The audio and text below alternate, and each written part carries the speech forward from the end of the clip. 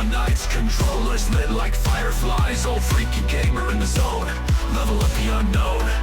Game talk news, it's all a thrill, conquering worlds with skill on skill. Game on, game hard, streaming stars were never far. Game on, game hard, in this conquest we're avatars. Mr. Mike calls the plays, gaming chair, endless days. Podcast that goes through the streams, living out our pixel dreams. Hit the button, go live, in this realm where games survive. GamezAttack with a rebel spark, we're lighting up the digital dark. Game on, game hearts. Hello everybody, it is Mr. Mike and you are listening to the GamezAttack podcast, episode 76, Microsoft killing Xbox within. Welcome everybody, this is a gaming podcast show, if you did not know, and I am its host, the person that likes to talk to myself, Mr. Mike, and we're going to be talking ourselves a bunch of Microsoft Xbox talk today. I've already talked about this in the one Game News show that I did, where I kind of skipped the whole big news because I said, you know, this is going to be a much bigger topic than I want to cover in like 30, 40 minutes of a little show that I want to do more game news of. I did mention the upping to $30 per month for GamePass Ultimate and other tiers as well. And there's a lot more going on. There's a lot of things that are happening within the tiers and a lot of things that are coming, going, all sorts of stuff. And I do want to talk about all of that stuff because why not? And the biggest thing here is, this is no surprise to me. I mentioned this many times before, if people listen or not to me. I said, you know, people complain about how, you know, Game Pass $20 or something a month. You know, it was $19.99 with tax and stuff. It was like $21 something for me and stuff like that. And people complain still. It's like, oh, it's expensive for this stuff if I just want my day one games. I'm like, yeah, but, you know, they wanted to make the service more broad, much more bigger and broader on just day one games. They wanted to give you games from third parties, from big AAA studios to your indies and all that stuff.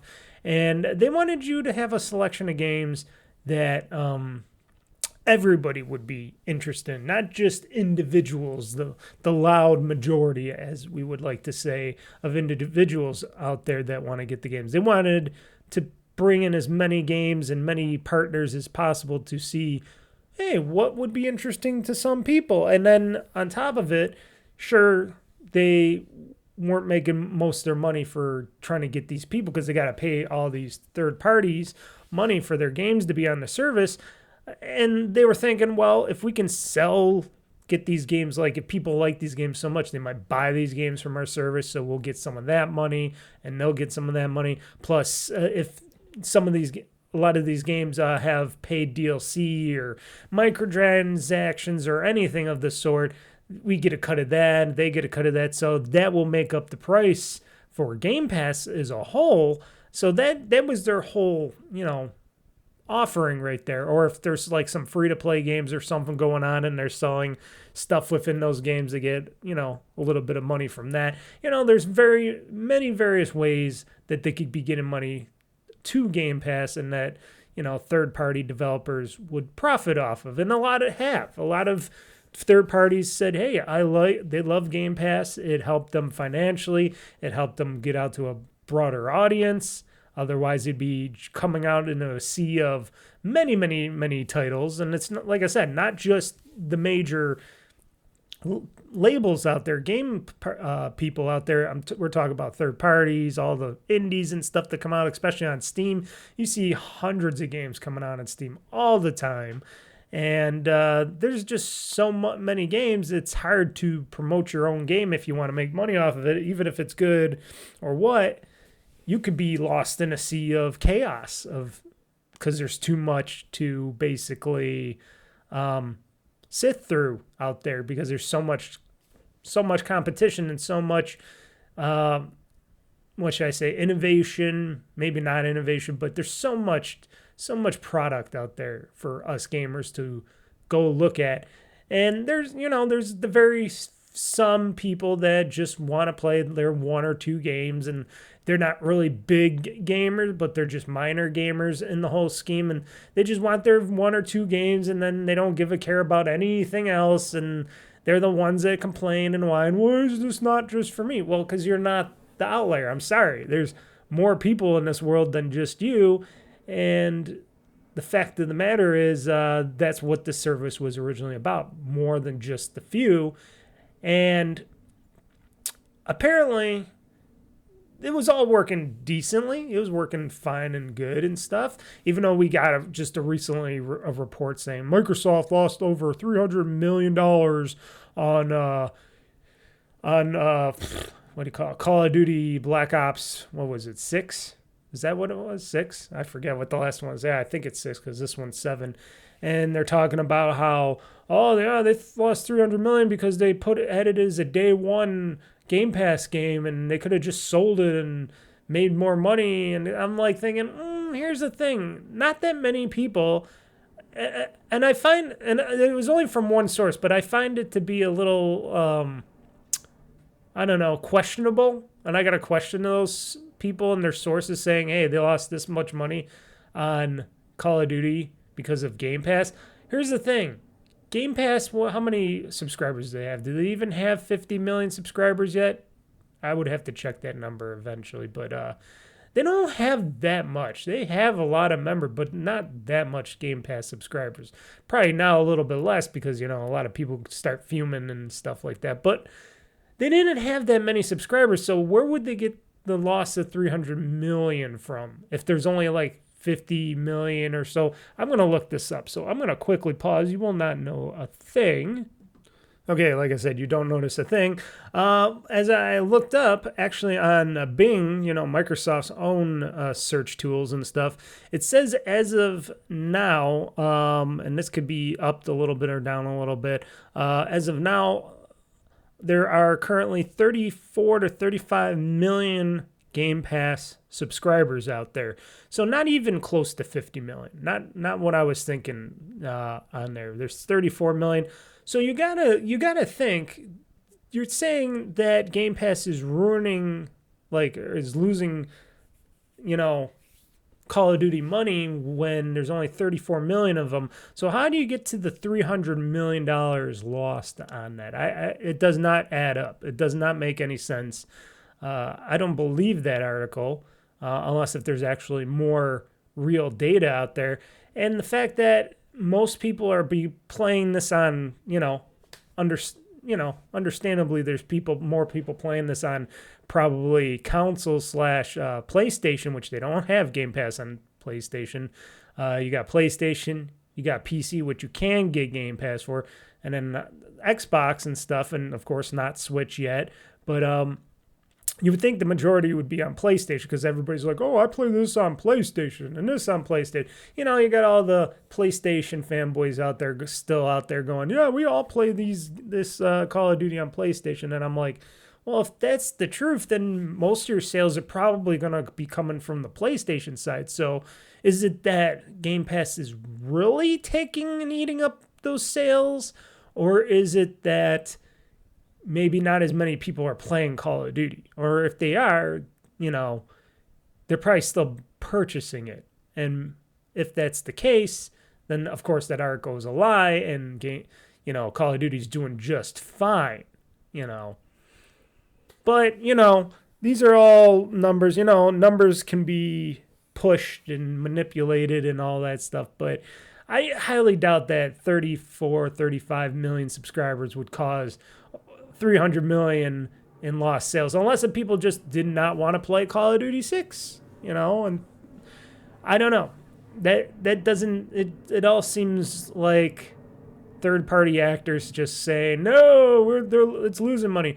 And sure, some games that go on Game Pass, some of those companies are not making the money that they were wishing for or whatever, or hoping for, and they're not doing as good, and they say Game Pass is not good for them or creatively good for whatever bullshit they say.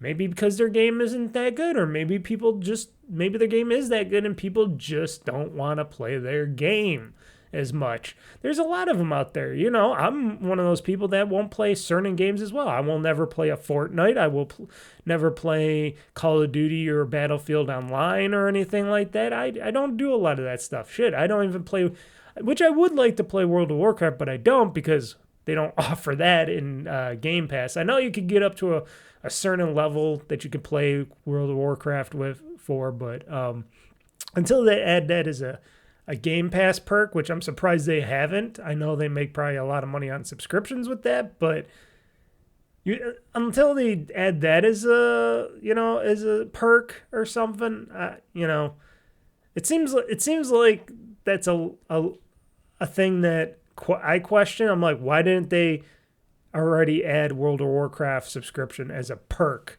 to this? Why are they going out still and spending money or making deals to get like Ubisoft Plus classics, I should say. I don't think they get all of Ubisoft Plus. I think it's just classics. Like they got still the EA Plus or whatever it's called. And what else did they get? I forgot. They got another thing too on top of it. But they got, I think it was mostly the Ubisoft thing that they were really going for. And this, that Ubisoft classics are coming. And I'm like, if they're spending, they still got to be spending a bunch of money to get all that stuff. And it's like, if they're still willing to go out and spend money with third parties to do that, why not just get someone within where they can save a bunch of money, like World of Warcraft, add that to like maybe just their ultimate tier, their most premium tier, because they don't do that, which is like to me still a surprise why they don't do that. But why not just add, it says Ubisoft Plus Classics, okay, and Fortnite Crew, which, another thing, I'm not going to give any shits or giggles about Fortnite Crew at all, so I don't really care about that. So those two alone, I just don't care about, so it's like, well, that's me, and I'm sure there's a lot of other people that don't care about that stuff. Why not add World of Warcraft when they own it, because they own Activision Blizzard? Sure, like I said, they're still making money on subscriptions, but it doesn't mean they don't have to sell those subscriptions. And two, they can just make it available for the third tier for Game Pass Ultimate, which then they can make that $30 a month for. And it's like, I don't know. I don't know what this weird decision making is. Plus, if they did that, wouldn't that maybe help more people join Game Pass Ultimate and join up to Game Pass, and that would mean more people on their subscription service? And then those people, because don't they pay like almost $15-20 a month? Let's see here. I might as well go and Bing search again. How much is a WoW subscription? How much is a WoW subscription cost? Let's see here. Here we go. Let's see. I'm looking at Reddit now. It says $16 a month, give or take. So $16 a month. So you're almost paying $20 a month for a subscription to WoW. Oh, they got it here. 6 month special. Oh, these are special offer ones. So 6 month special offer, US $13 a month, 3 months $13.99 a month, which is weird. 1 month $14.99 a month. For per year, $155.88 a year. If you want to do that, I guess they're doing some weird things here with Warcraft subscriptions, but subscribe now. So special offers here. 13, 14, so 1 month subscription. So you save more when you go over time, sort of. Subscribe for 12-month special offer, $12.99 a month. So it's basically if you do a year or something of World of Warcraft, which most people probably would, it's about $13 a month, give or take. Or if you're just doing 1 month, or 3 months, you're paying a little bit more. You're paying $14 or $15 for those per month things. So, okay, that basically says to me that, shit, why not just add that World of Warcraft subscription to Game Pass, and all those people that are playing WoW, they would go see it and say, well, this is $30 for this, but then I get to play all these other games. And if you're someone that plays more than just World of Warcraft, you'd be like, well, that's a good offer, and I get my World of Warcraft subscription and all this stuff. So, okay, I'll take the hit, and then I got for PC and console and stuff. You know, if you can justify that $30, that would be something that I think a lot of people would be okay with. Plus, you'd get more subscribers to Game Pass, but they didn't do that. $30, I said, like I said in the past, I said that even I, Mr. Mike, I said this subscription service, even at $20 for me, because I use I do use most of my Game Pass subscription, even if I play new games or not every month, I'm still using it in one way or another, and it seems to be worth it to me. And that was when I was still paying $21. Now that I'm going to stay on the $30 tier because I use all of it. I use it for Xbox. I use it for my ROG Ally. I use it for my PC here. I use the benefits. I use the Microsoft rewards. I do all the other stuff with it. So I do use everything that I get. Plus the day one games are awesome, so I don't have to spend $70 on those games. And they said they're upping how many day one games are gonna be on the service per year. So there you go. That means more day one games from them and third parties. So because it's not just games from just them, it's from third parties. And here's the thing, folks. You're probably thinking, oh, you're just an apologist. You're Mr. Mike. You just want to say Microsoft ain't doing any wrong with Game Pass and stuff. I'm not saying that. I'm saying Microsoft is a damn fucking greedy corporation. I do have Satya Nadella behind me in his devil costume here with his money-grubbing ways, and, you know, he's an evil guy. He's an evil guy behind the scenes, and he isn't doing the company any good. Sure, company's like $4 trillion rich, but him, the shareholders and stuff, upper management, not good people. And then you got Phil Spencer and all the people, and Sarah Bond and all the rest, Matt Booty, I'll add him too, all those and all the other people that are lower level management, CEOs and management for like running Xbox and stuff. Even though they control that part of the company, they don't get to make those super high decisions. They still got to go to Nadella and all the other a-holes up there, and they get knocked down. They try to get up again, but they get knocked down, and it seems like even they kind of gave up a bit. You notice that you don't see Phil Spencer and Sarah Bond. I don't think it really talked. It was mostly Phil Spencer that was out there more open, talking with people. Sarah Bond, I don't know too much what she does behind the scenes. I think she does something, but I don't. She just comes on some of the videos once in a while and all that, and talks up whatever talk, and it's like, oh yeah, you're Sarah Bond, but what are you doing? Phil was the one that went on podcast. He was more open and all that, but it seems like they kind of shut him down a bit now over time, and I don't know if it was because of all the negativity by the gaming community or what, or if it's just the corporation that is Microsoft saying, hey, yeah, you better knock off being the good guy here and start just trying to run a company. And you hear less and less from the guy. You know, he doesn't go on podcasts really anymore. Doesn't really talk to anybody anymore. You notice he's kind of just behind the scenes, and he'll pop up in their Xbox showcase videos and stuff, and he'll put on a big smile and do his thing like everybody else, and put on a good performance and still pretend to be your buddy, your pal, which they're not, because they're just in it for, you know, they're business people. But, you know, he is a gamer too. You can't cut him down, because he grew up in the company as you know, at Xbox as a programmer, as all that stuff, and he is a gamer too. So I can't give him too much flap, and he's working in a no-win scenario. I could say that probably with the rest of the Xbox management, they're in a no-win situation with Microsoft. Microsoft is full charge ahead with their stupid bullshit AI initiative, which is going to hurt that company when the great AI bubble bursts or whatever that everybody likes to talk about. And even I can say it. AI isn't a great thing, but I'm not saying it's a bad thing either. It's just everybody should be managing this whole thing. AI isn't going to be Skynet. It isn't going to be sentient. It is not going to be that overall the best, smartest thing in the world.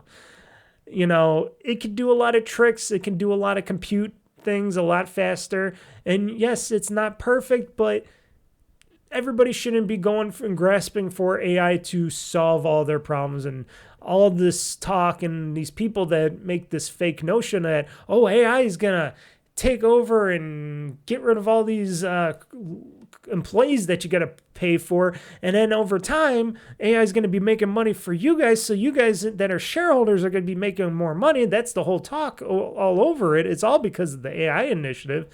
That's going to make you guys all money because you don't have to pay for these low-level programmers, engineers, management anymore. It's all going to just be AI running everything, and you're just going to be making money and this and that. They don't understand that even stuff like that does not work 100%, and you're going to need people behind the scenes to keep working at it, keeping it working and alive. It's going to make tons of mistakes. And here's the thing, like I said, it's not going to be a sentient being ever. We don't have that technology. Everybody's worried about Skynet and this and that. The sun or an asteroid or something else in the universe will kill us all before that ever happens. Or if we pollute this planet enough and we kill ourselves off eventually. But I don't think robots and computers are going to take us over, even if I do dream that is the future. Even if I dream of a Terminator future and Judgment Day and all that. Yes, I do, because I'm fucked up in the head. I would love to be turned into a cyborg Terminator or something, but that'll never happen. It's all sci-fi. That'll never happen. We'll never get to that point. We're just not smart enough. We don't have that technology. And we don't have the power because we can't even keep the AI and everything running with all these servers and stuff because we just don't have that technology to do it. If we had a overall 100% sustaining power technology that will never go out and never, die out, and it can produce unlimited power for everything, maybe we would be able to do that, but I don't think so. We'll be lucky if we get to be a Fallout type of world. And half the people are going to turn into ghouls and stuff like that. But overall, AI is nothing. They should hold back. Smarter people at Microsoft and leadership should go, hey, shareholders, we were talking this. We're looking at the numbers. It is not going to be the most feasible thing. AI is going to help us. It is going to eliminate some jobs. It's going to help us very much in a lot of fields, but it's not going to be the overall thing. And we should back off of it and use that money for our other products like Windows and Office and Xbox and all the other things that we did that we kind of neglected and made shitified over these years because we were so focused on something that is nothing. But nobody's got that will to do that. And I don't get why these shareholder people think that's going to be a possibility. I hope they all lose their money. Let's just say. I hope someday somebody out there, some super smart soul out there goes out there and just demolishes the whole stock market. Just take out the whole back end, take out the whole infrastructure. I don't care how you do it, hack it all, whatever. Just get rid of the stock. The stock market is the thing that's just holding the whole planet back. Everybody, because all the super rich, all the other people, they're just so focused on this fakeness of a game. That's all it is. The stock market is just a big giant game of fakeness. Sure, you can make some money. Sure, you can make a good living. But it's also a thing that just kills innovation, kills individualism. It kills everything. And like I always say, I don't even do the stock market. I'm not going to play that way. I'm not going to be that kind of a fool that puts in tons of money in it. And sure, I could be losing a lot of money, but there's other ways to make money, and I focus on that stuff, and I make sure to, keep, I have fun with my money, but I also make sure that I always have, what I want in finances, and I work at my finances as is. Like I said, the stock market is a fool's errand. Could it create a new recession or depression and stuff? Oh yeah, they always talk about it, that we're on the doorstep of that stuff all the time globally. And amongst all the other problems in the so-called world right now, with wars and threats and this and that and stupid people all over the world, you got stupid dictators and stuff just going nah, causing more issues and stuff. And it's like, yeah, it's all gonna go away. It's all, one day somebody will do something, some hacking group, whatever, and it'll all be gone. And then the few of us that realize that already and we're prepared for that, it's like, we told you so. And then the rest of the rich, super rich and stuff, that all goes away. That has always been a prediction. I was listening to a podcast, and I know I'm going off the rails here of this whole Microsoft Xbox price, Xbox Game Pass price hike. But basically, everybody out there, and I've been listening to podcasts and stuff about this, and a couple of them said the same thing. There is going to be a great depression, recession or whatever, where the stock market will go away. The stock market will go boom and crash, and something will happen really big, and that will all happen. That is guaranteed to happen. And the people that will be better off are people like us that realize that, and we focused more on other things and such like that. It's not that all the banks are going to go out of business or whatnot, or that banking is going to go under. It's just going to be different. And there's going to be a great change on that. When that'll happen, who knows? But stuff will happen, and and that's beyond gaming at all. But overall, I think Microsoft overall is a corporation. And I used to be a Microsoft fanboy. I admit it. I used to be a big Microsoft fanboy. I still love Xbox as a platform. That is still my most favorite platform. When I jumped from PlayStation to Xbox mainly back in the 360 era, and I just loved it to death. I loved everything they were doing. I loved how they were trying so hard to get somebody like me to enjoy my gaming and pay them, of course, a premium, because it was like, what, $50 or so a year or a month or whatever it was for Xbox Online, Xbox Live and stuff. But I paid it, I played it, and I got games and stuff for it, when they offered free games, and they did all this and they did all that, and they offered all this, and then eventually GamePass came to be the thing, and I got GamePass because I'm like, oh, there's some games coming out, and then there's more games, and then you get day one games, and I'm like, this is awesome. They're doing something that nobody else is doing out there, and everybody else is either praising or condemning, and I'm like, but they're trying. They're not first place, but they're trying,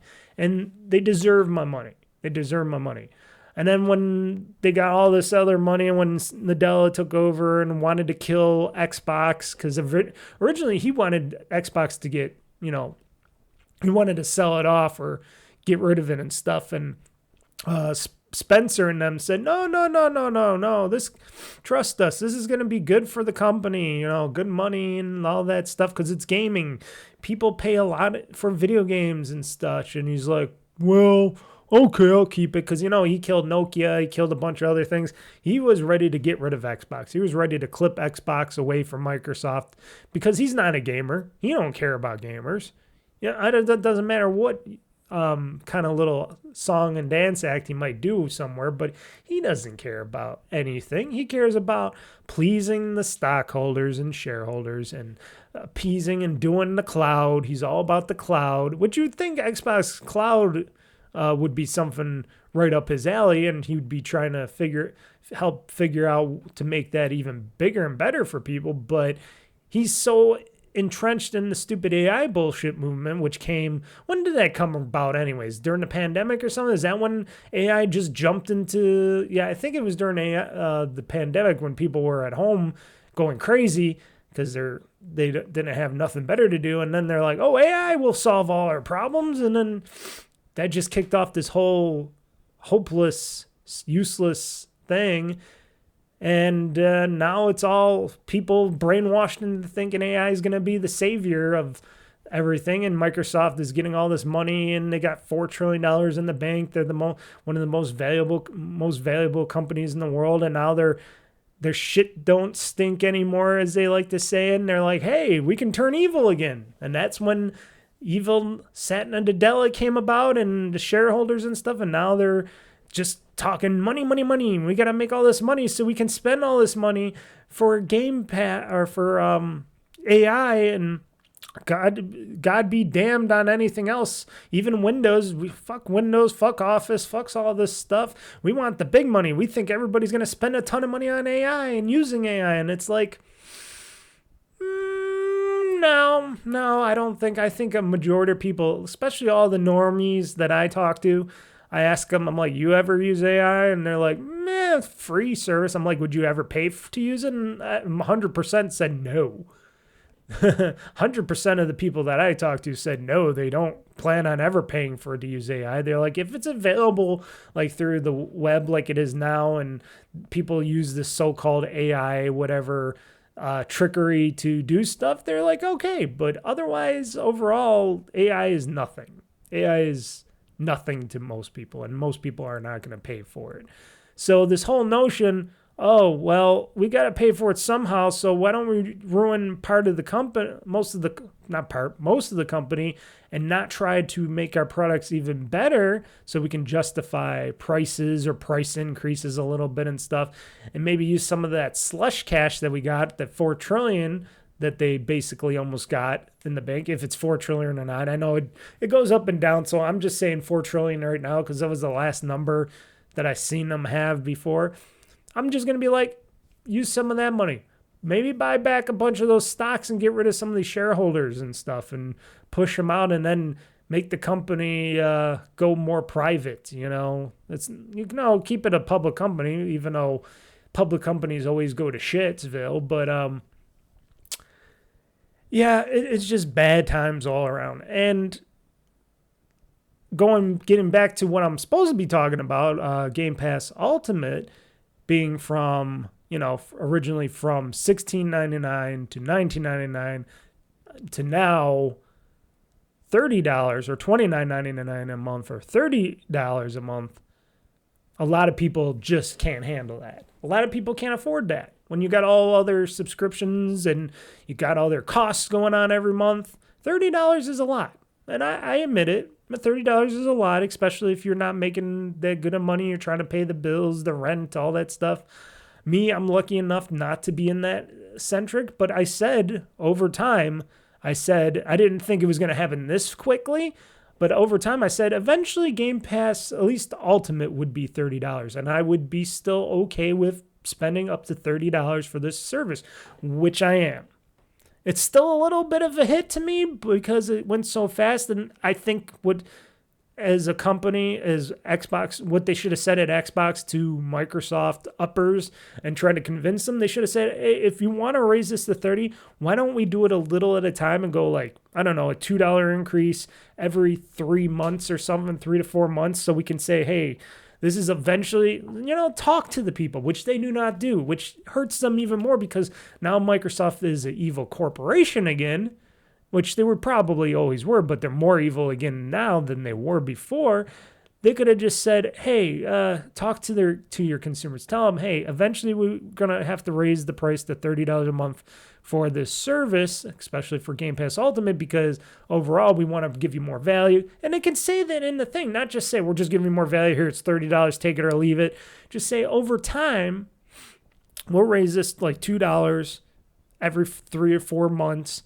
And we'll get up to that $30 price point eventually, but at least we're going to try to spread it out for you guys so you guys won't take that initial hit, especially at this time. And we understand if you're not pleased about it, and that, tell them, hey, we understand if you're not pleased about it, but it's something to keep. We want to keep the service going. We believe in the service. We believe in the games. We got a bunch of games in the works here at Xbox that we believe in, that we think you're going to like. and you'll be willing to pay that premium for, and third parties are going to be bringing us games, day one games as well, and we pretty much think it'll be worth it, and it'll keep the service running better and stuff.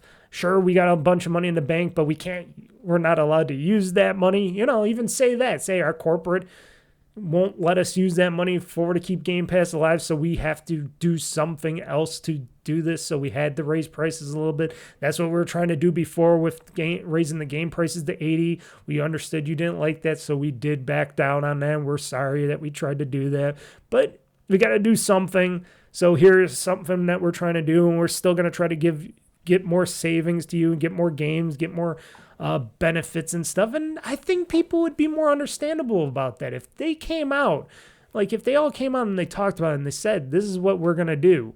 Sure, people would still be upset and blah, blah, blah, blah, blah. And then you got your very, very few people that are so ignorant out there that would still talk shit and be like, oh, I'm not paying that. Fuck this thing. They're just trying to rip us out. You got your stupid retards out there. But at least it would be a lesser blow to them. As of right now, where people are just crashing their unsubscribe pages and stuff because they all want to unsubscribe because they're going to have to pay $30 a month, and they're losing subscribers now and by a lot because they just did this whole thing right away and not just over time like they should have. Especially if they're going to try to, down the road, which we always know, maybe Game Pass will even go up even more, but that will be them doing something stupid if they did that, especially if they did this dramatic price increase now.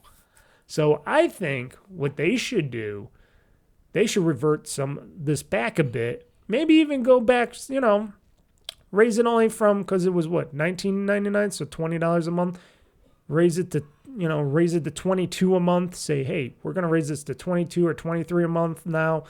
But over time, it will eventually go up to $30 again. But we want to make sure that, we want to make sure you guys are ready and prepared for it and that we keep you happy and stuff. They might have to revert back. Or if they don't, they're just going to lose a lot more people and a lot more, a lot more people and a lot more money's going to be lost from them. And then they're going to do more stupid bullshit because people on the upper tiers of the corporation are not going to allow or do anything about it. And then it's just going to be, I don't know, it's going to be bad times. So, like I said, I'm going to be talking about this stuff through this whole podcast here. I know I already started off with a lot of talk about other stuff, but I wanted to talk about that stuff. Let's go into first, before I talk more about this, I want to get into the games I played in the past week, because I haven't done that. I skipped that last week, and I really wanted to just quickly go through that this time, and then we can get back into this, because that's what I do. So we'll do that next. Almost did the wrong thing and pushed almost the wrong button there. So here's the games that I played in the past week. The games that have been played in the past week. Okay, so the games I played in the past week, and like I said, I got so much to go through. That's why I wanted to do this now, get it over with, and then we could get into more of this podcast, because there's so much I want to talk about, the goods, the bads, about Game Pass, and this whole overall upping of the price hiking and stuff, and Microsoft basically killing Xbox within and the whole service and stuff. So I just want to make sure I get through it, because like I said, I didn't report on that stuff on my news section because there's just too much to go through. And every time I've been listening to the podcast, I don't even know I should be going.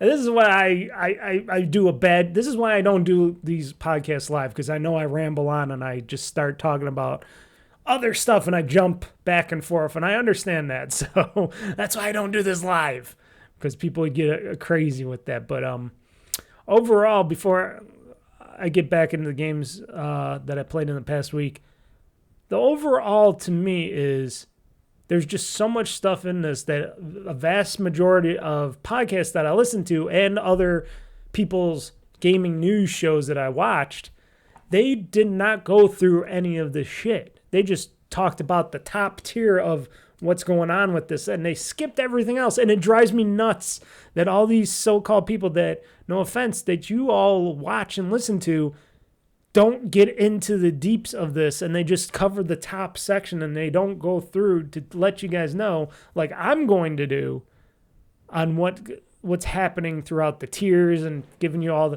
they just give you the rundown on some of the few top stuff. And it drives me nuts when they do that and they say, oh yeah, it's bad and this is just what I think and I don't know much about this. They even say they don't know much about it and that they looking at stuff and they're not even talking about it. It's like, oh, it drives me nuts when other podcasters do that.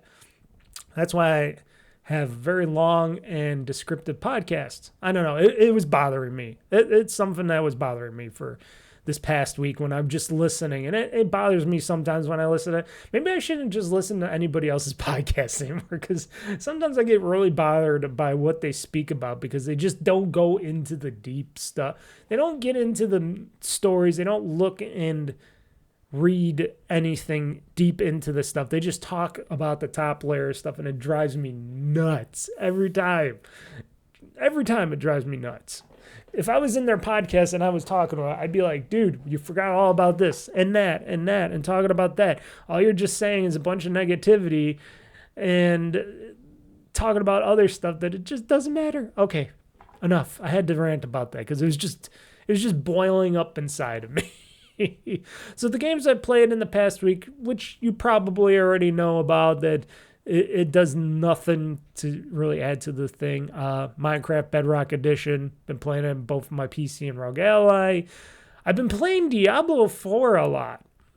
And I've been playing it on as remote play off my Series X on my ROG Ally, because when I found out you can remote play this shit to my ROG Ally, I was like, oh, fuck me. Now that I finally found out about this remote play thing that I thought they killed, because they do not, another thing that people do not talk about, and Xbox does not talk about as a whole, but they talk about the cloud service because they're so big into in their heads about the Xbox gaming cloud, which is good. For me, it runs okay. But I'm like, I got an Xbox Series X in my house. What do I do with that thing? What could I do with that thing? Oh, why don't I just use that thing and I can use it, but I can play my games on my ROG Ally because I don't really want to play my games on my console, on my TV anymore. It's not just because of my eyes and stuff, but even though a lot of these games are made like Diablo, you want to be closer to the screen. A lot of these games, I want to be close to the screen. I want to be closer to the screen, like with my gaming monitors here. I want to be closer with my handheld. That's why I like to play these games like that. Hold on. Okay, sorry. Somebody's making noise in the background. It's annoying me. But yes, that is the reason why I was like freaking out a little bit. I'm like, what the fuck? First off, I forgot about remote play. Actually, I kind of didn't, because I figured it was only Sony that still had remote play with their stuff, because they actually talk about remote play a lot with Xbox or with PlayStation games on their remote playing on, whatever, or their PlayStation, what is it, portable, whatever, I forgot what it was called, that PlayStation handheld screen thing that's basically Android on a screen with some controller handles and stuff, but they actually talk about remote play. Xbox does not, because they talk about cloud, because they're trying to promote more with cloud than remote play, which still, in order to use remote play, I think you need Xbox, the clouds. You need the cloud service in some. You need to be subscribed to, Xbox, I think, online and stuff like that to use it, but after I found out about that, and I wish they would promote it more still, because it's like, well, if you have the console and you have the game on your console, you could still remote play to your thing, which would be even better than cloud play, especially if you don't have a good internet, bandwidth to go to the cloud and stuff. Use remote play instead. They should state that, but they don't. Another big, I think, zero mishap on their part. And me playing Diablo 4 on my ROG Ally and remote play is just amazing. Now, sure, once in a great while, it might do a little hiccup or something. It might go, and it might get a little slow down, but that's once in a super great while. And it does not really bother me at all. It does that a little bit. I'm like, okay, it's got a little hiccup because, it's going over Wi-Fi and stuff. And I do got Wi-Fi 6E in my house. I got a mesh system, My TP-Link mesh does a very good job with the Wi-Fi 6E around my house. But still, you can get a little hiccuping and stuff on there. I still haven't tried remote play, which I might do today. I might try it out today, tonight. I want to try out remote play on my computer because my computer is hardwired to my network. It's not wireless. It's a actual physical connection. So I should, in theory, have a perfect connection from my PC to my Series X in the living room. And remote play should work just fine with my PC. So I might try that to see if that works even better with a direct physical connection, because it should. It really should do that. But remote play, that was a big game changer for me, because that meant all the physical games that I own, disc-based games, and digital games that I own that are on Xbox that are not cloud play or play anywhere and stuff like that. I can continue to play those, and I can play those on my ROG Ally or PC or something like that. Now, note, I can't use the Xbox in other ways, like watch a TV show or a video or something while I'm gaming on my ROG Ally, which I accidentally did the one day when I accidentally turned on a video just to, I didn't do it by accident. I tested out. I wanted to see, if I can turn on a video on my Xbox while watching the TV and play a game on my ROG Ally, if something would happen. And all it did was mirror the TV. So when I was watching like Star Trek on my TV, it popped up on my ROG Ally, and I'm like, oh, so it's mirroring it. Okay, never mind. So yes, you cannot do two things at once on there, which is, you would think Xbox and Microsoft would be like, let's try to make it so you could do two things off your Xbox, like they did before with that screen sharing thing before, when they did that dual screen on the Xbox, when you were able to watch a movie or a show or something and have it streamed or whatever, or music in the corner, and then you can play your game in the main. They should do something like that, especially if these consoles are supposed to be way more powerful. You would think they would allow me to have remote play my game and watch a movie at least on the screen. Now, I can understand if they don't let you play a different game on the main screen and that, but let me play a game remotely on my, handheld, and let me play a video on my main screen. That'd be cool. That'd be really cool. That would be something awesome for at least me, because then I can watch a show and play a game at the same time, because I'm crazy like that, and I like to do multiple things. Or I like to have something on in the background, like a show or music or something when I play a game. I just like that. I like the extra noise for some reason sometimes. It's just how I am. But Diablo 4, fun as hell, especially in handheld. Such a game changer for me. It makes me want to play Diablo 4 a lot more now.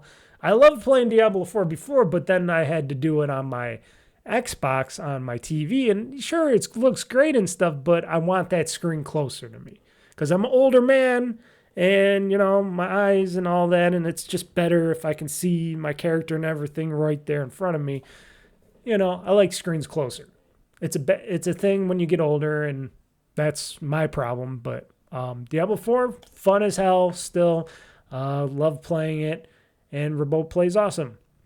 Robocop Rogue City, unfinished business, still continuing to stream. This upcoming weekend, or this upcoming Friday, folks, it will be the finale, because I looked it up. I said I was going to look it up after my last stream that I did last night, because I'm recording this on Saturday.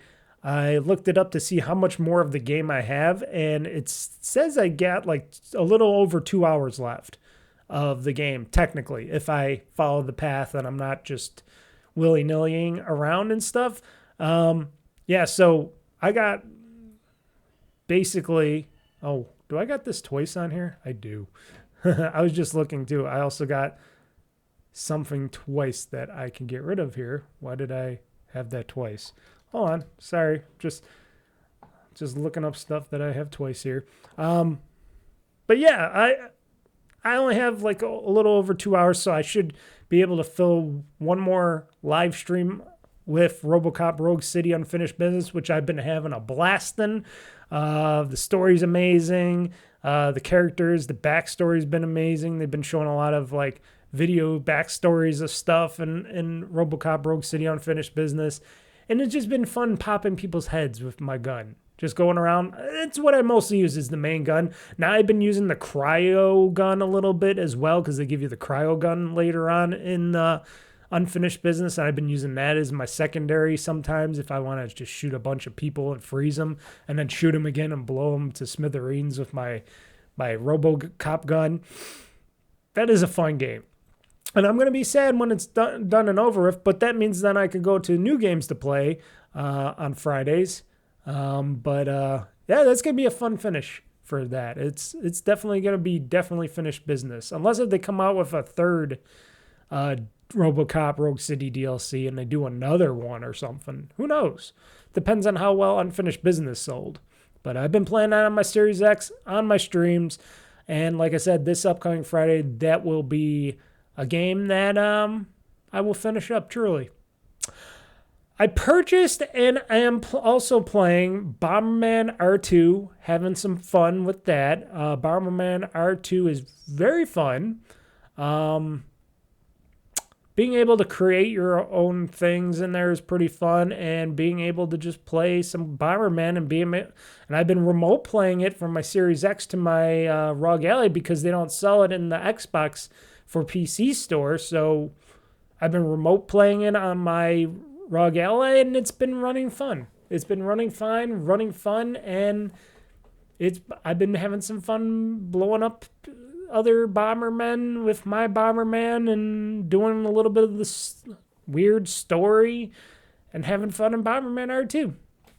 I know it's not the newest game, but hey, a lot of my games that I play aren't always new. But remote play, that's new for me. Also been checking out, and I just tried out a little bit of this because I wanted to just test out to see how it ran on my ROG Ally. Because I wanted to use it as a comparison to the new Xbox ROG Ally X when I get that in a few weeks. I've been testing out Final Fantasy XVI on my ROG Ally, which I do have it installed on my ROG Ally as a game because it is a PC game that I bought from the Xbox for PC store. And it runs quite well, sure, on very low settings, and there is a little hiccuping in certain video portions of it, but it runs very well on my ROG Ally, and I was having a bunch of fun playing a little bit of XVI just in the beginning. I didn't really play much of it. It was mostly story, but it looks decent and play a little decent.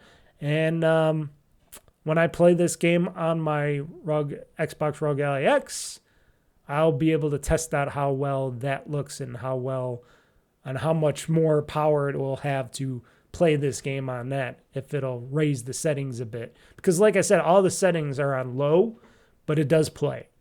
So if anybody's been interested in playing Final Fantasy XVI or a lot of the other more graphics intense Final Fantasies, like the upcoming remaster Final Fantasy VII Redux or whatever it's called, that I am also going to be getting. I got a pre-order that's coming out next year.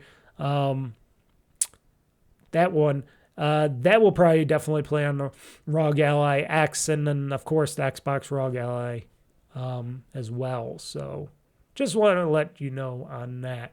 Been fun. I know people weren't so favorable on XVI Final Fantasy because of the knights and whatever. I think it's gonna be a pretty cool game.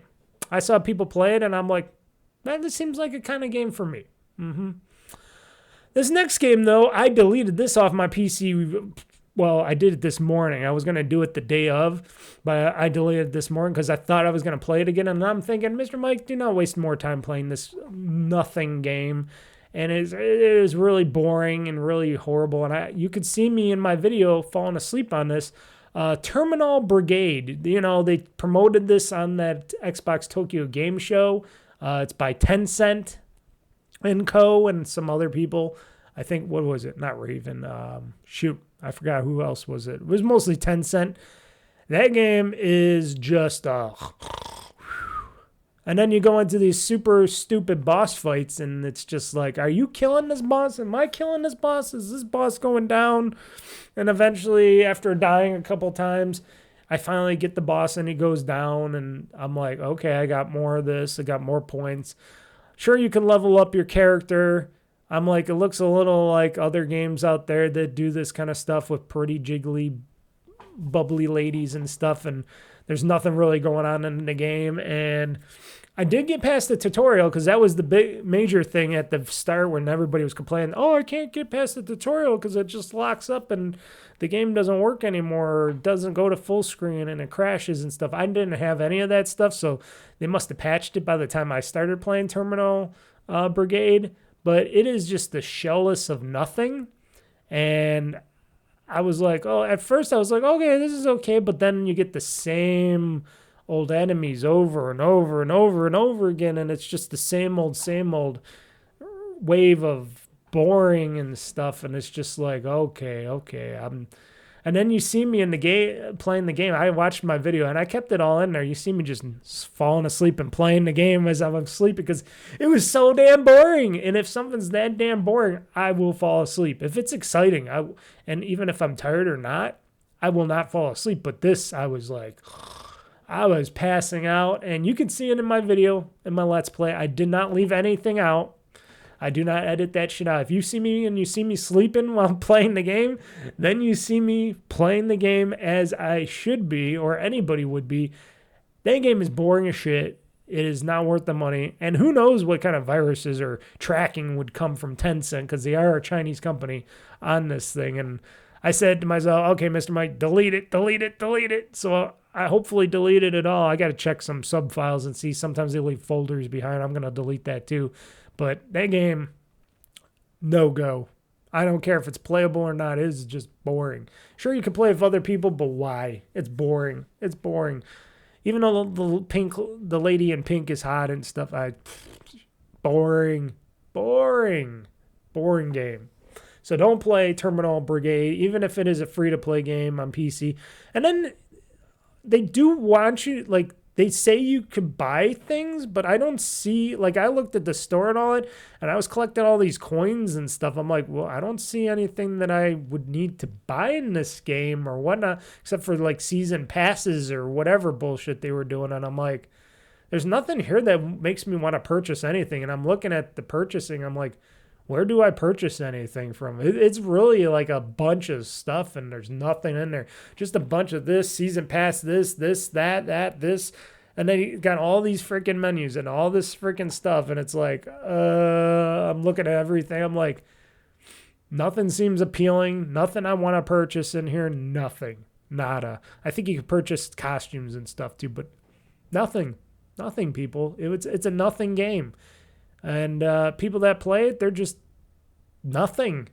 They're the kind of people that don't like real true games. They just like this sloppy crap shit, or else they're just doing it for their video streams to get views. I just tested it out on my Let's Play because I just wanted to test it out. I just wanted to play because I heard it was so bad, and I was looking at, and the trailer looked so good, and I'm playing it, and I'm like, no, this is boring as shit. So I highly disrecommend Terminull Brigade, people. You can play it, but why would you want to? And you can get it for your console, you could get it for PC, you could get it for anything, but why? Why? You got tons of other great games out there with big, jiggly, busty women out there that look a lot better. You got Overwatch, you got all that stuff, you know. Why? Pass. Finally beat Gears of War Reloaded. So this is what, the third or fourth time I beat Gears of War? I think it's the fourth time. I'm going to say the fourth time I actually beat the original Gears of War game. And Gears of War Reloaded, I beat it. I'm a ROG Ally. Played it, beat General Ram again. It took me a couple times. I was getting frustrated, but then I watched a video on somebody how to do, not a cheat, but what to do before it. I'm like, oh yeah, I got to do that because I forgot I could do that. And I beat General Ram with great ease and finished the game. And I didn't uninstall it off my PC or Xbox because I think I might get back into Gears of War and play online. I do not know yet, but I might get back into Gears of War.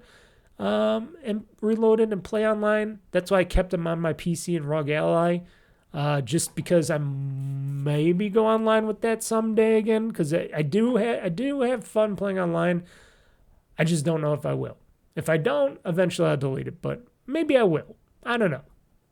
And then the final game I've been playing on and off that I've been getting back into, because why not? And I've been playing this off my Series X in remote play on my ROG Ally again.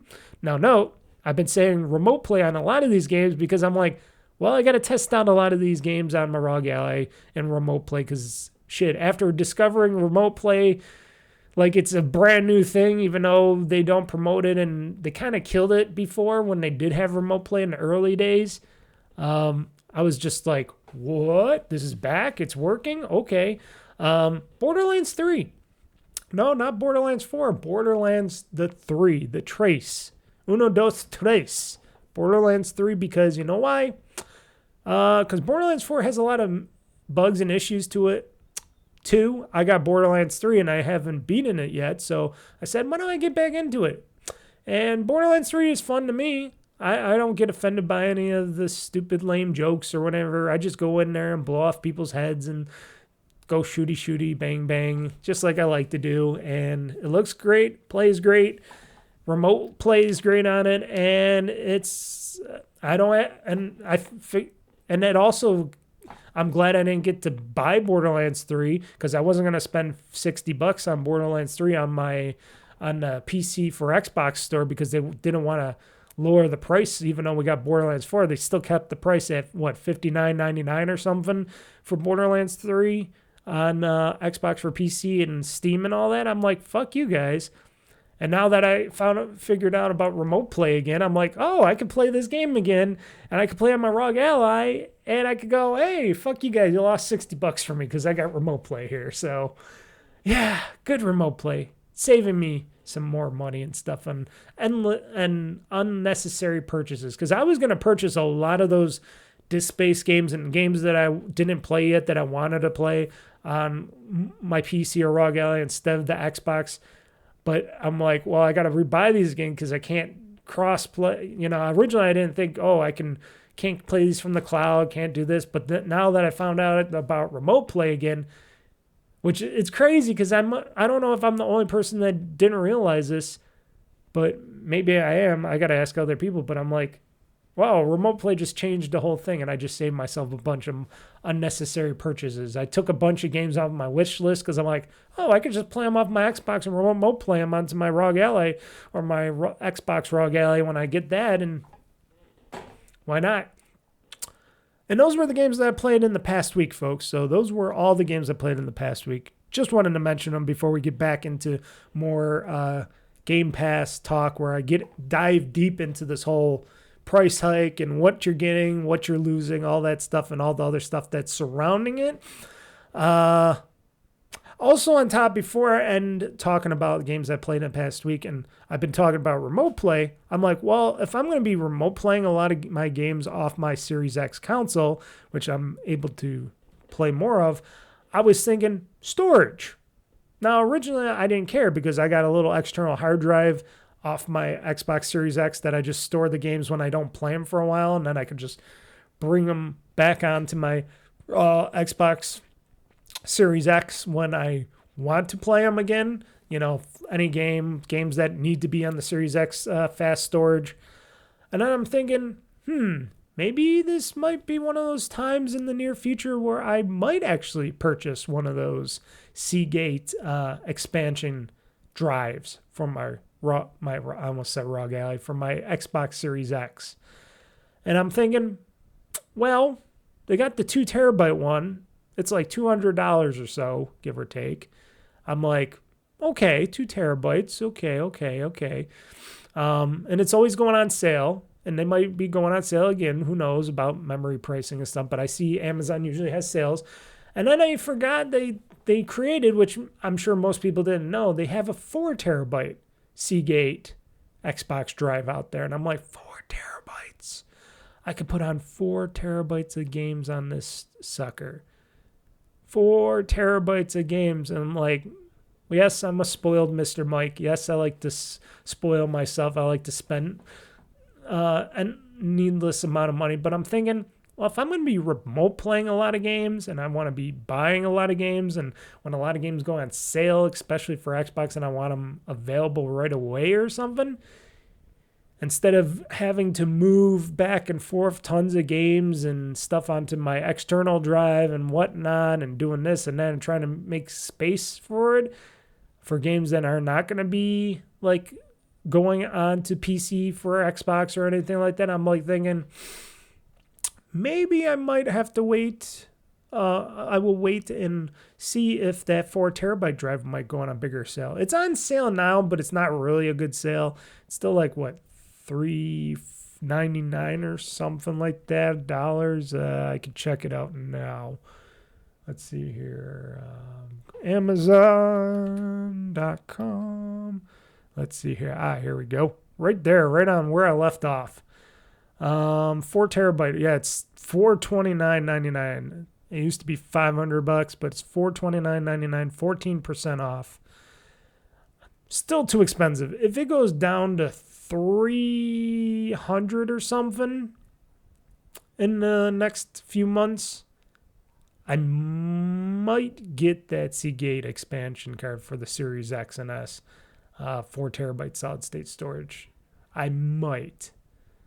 If it drops to like $300 and something or something like that, I might take the bite on that. I might. And still a lot of money.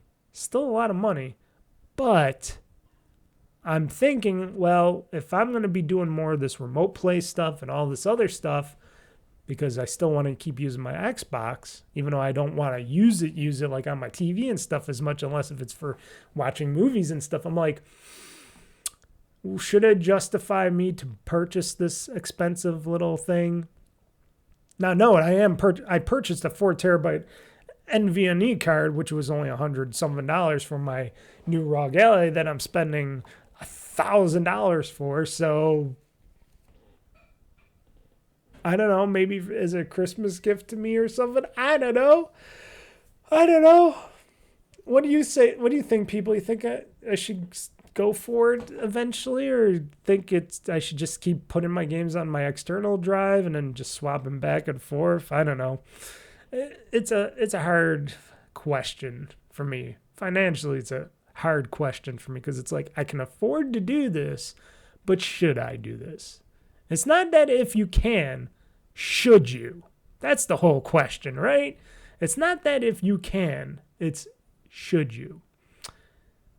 So I'll have to wait and see on that, because I'm just basically giving people like Microsoft more of my money. Not that it's going to ever change anytime soon, but now back to the Game Pass talk, because we're already an hour in and I've been prancing and dancing around the whole Game Pass talk, which I want to get back into. Like I said, jump 50%, from $19.99 to $29.99, so $10 more. I suggested they should have just did it like $2 or $3 every 3 or 4 months to get up to that $30 price point. That would have been better off for them. But because Microsoft got greedy and they probably demanded that Xbox do this, because, Nadella and co up there, they just really want to keep that money together. They just want them extra money so they can not touch their $4 trillion advantage up there. And they wanted to use the money from, they wanted to, let me see here. They want to funnel and they want to suck out the money out of these divisions like Xbox and stuff to help pay for their AI bullshit. Because if they weren't doing, like, if Microsoft was not going hard on AI and they were just doing it on the side like any other business, and they were just like, yeah, we'll just do some AI here, we'll work on it, we'll focus a little bit on it, we'll try to bring it into other things if it's wanted or needed, and we'll see how we can create this responsibly and stuff, instead of just trying to go full in like everybody else because we have to do it because our shareholders are stupid and we're not strong enough to tell them to fuck off and say, hey, this would be stupid for the company. No, because people don't do that. And that's why, like I said, held based companies suck majorly because all the innovation and stuff just gets sucked out of the company. And if you got if you got weak leadership or leadership that just doesn't care because they just want to keep making that money and eventually they don't care because they already made the company profitable, like Nadella. Because I thought, okay, he's keeping Xbox. He got rid of Nokia. He's not doing all the best stuff, but he's trying to keep the company good. He's got Windows getting better. This is getting better. That's getting better. And then after AI, he's just like, And I didn't like his arcane ways of running things either. But like I said, well, the only thing I could say about Nadella is he's keeping the profits going. He's keeping the company going. He's making the company better than Bomber ever did. Bomber was losing the company tons of money, and all his focus was just way bad. I didn't like his leadership, but Nadella, sure, he's making the company money and for now and doing all this other stuff, but if he doesn't try to go up against this AI initiative and try to go up against the board and the whole stockholders and say, hey, this thing is not going to be making us any more money. It's not going to do us any good in the future. We want to still continue to work with AI, but I think we should just spend way less on it and let other people freaking bury themselves because that bubble will eventually pop or whatever, and we can only go as much as we can go right now. Why don't we hold back, focus on all other parts of our company here, on all the stuff that we've been neglecting, like Windows and Office and Xbox cloud services and Microsoft cloud services, Azure, I should say, Xbox in general. Focus on all those parts of the company, make them stronger, make them better, get some more product out there, do some cool, crazy things, and then we can be financially fit and we can keep the financials good and fit, and maybe even grow the company just a little bit more, because there's not much more expansion and growth, but people don't understand that because people don't want to understand there's no more growth and stuff to companies after a certain amount, certain part. And let's just focus on making good money and doing good with the company, even if it just flatlines, but at least we'll be good. And all these other companies will just keep pounding more money into this stuff. And then when they all die off because of it, because they're out of money and stuff, you know what we could do? We could buy off those parts of their companies. That's what I would do. I would just say, hey, let's take it easy on AI.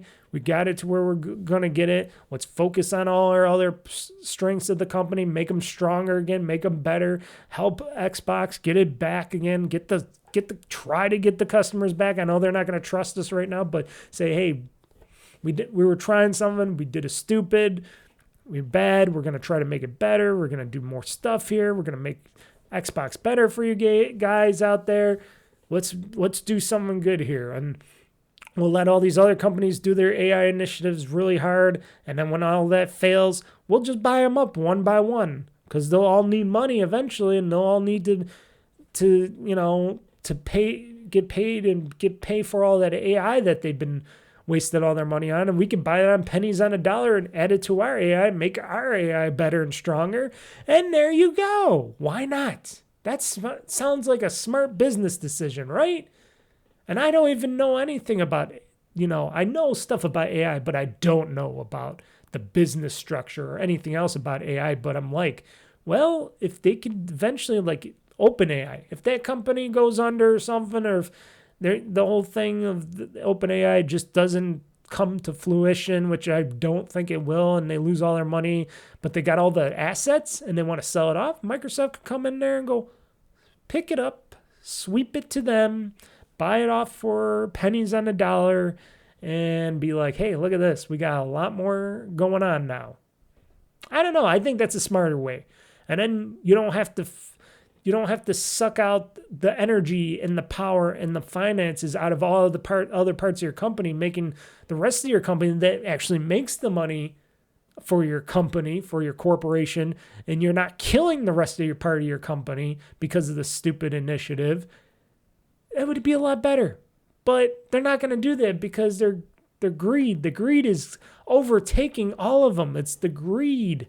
And greed always destroys people at the end. If you're very greedy and you're not working hard enough in your other divisions and you're not focusing on what is truly needed to be focused on, that's going to get you in the end. And everybody's been saying it. Even Nadella said it once, that he thinks that he is created this monster, that AI is not going to be helpful to them, and that he's kind of upset that he's not focused on the rest of the company. I'm like, well, you're the CEO, you're on the board and stuff. You should push harder to say, okay, this AI is not going as far as we think it is. I think we should just lay off AI a little bit, still work on it, but lay off of it a little bit, keep it on the side, let other people try to advance it, see where they get to. If they all start falling off and all their finances fall off, we could just buy up whatever is left of those companies.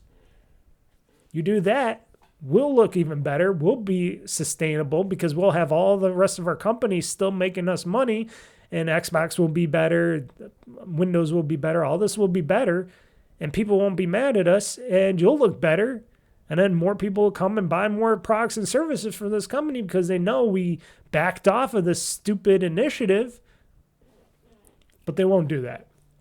So all they're going to do is say, well, we got to pay for this, we got to pay for that, and we need more money, and Xbox, you're going to make us more money, so here, we want you to charge $10 more because we couldn't charge that extra $10 a month or $10 on per of our games because nobody wanted to spend $80 on our games, so we got to get it from somewhere. So where we're going to get it from? We're going to get it from your GamePass subscription service and fuck over most of your loyal fan base again by raising it $10 a month to $30 instead of slowly, gradually upping it to what it should be.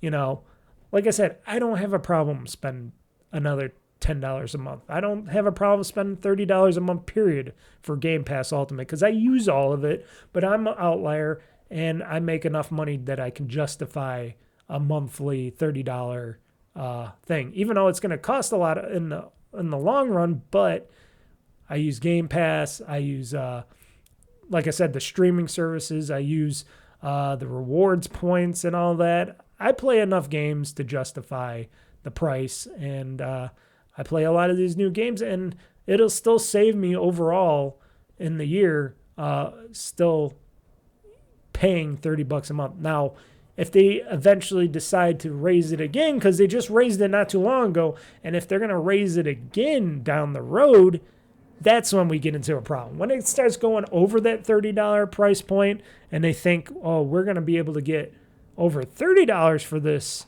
Game Pass Ultimate, that's when I'm going to start really coming on this podcast and questioning that. So why don't we get into the stuff that they said are the features that they're adding, all the goodies, all the stuff that they said they're adding to all these tiers of Game Pass and what they say is going to be better overall for gamers. What they say. Now, this is what they say, and this is what that's going to come into this. Okay, so let's get into the nitty-gritty here. I did a pause. Like I said, another good reason why I'm glad that I don't do this live, because I usually have to pause a couple times.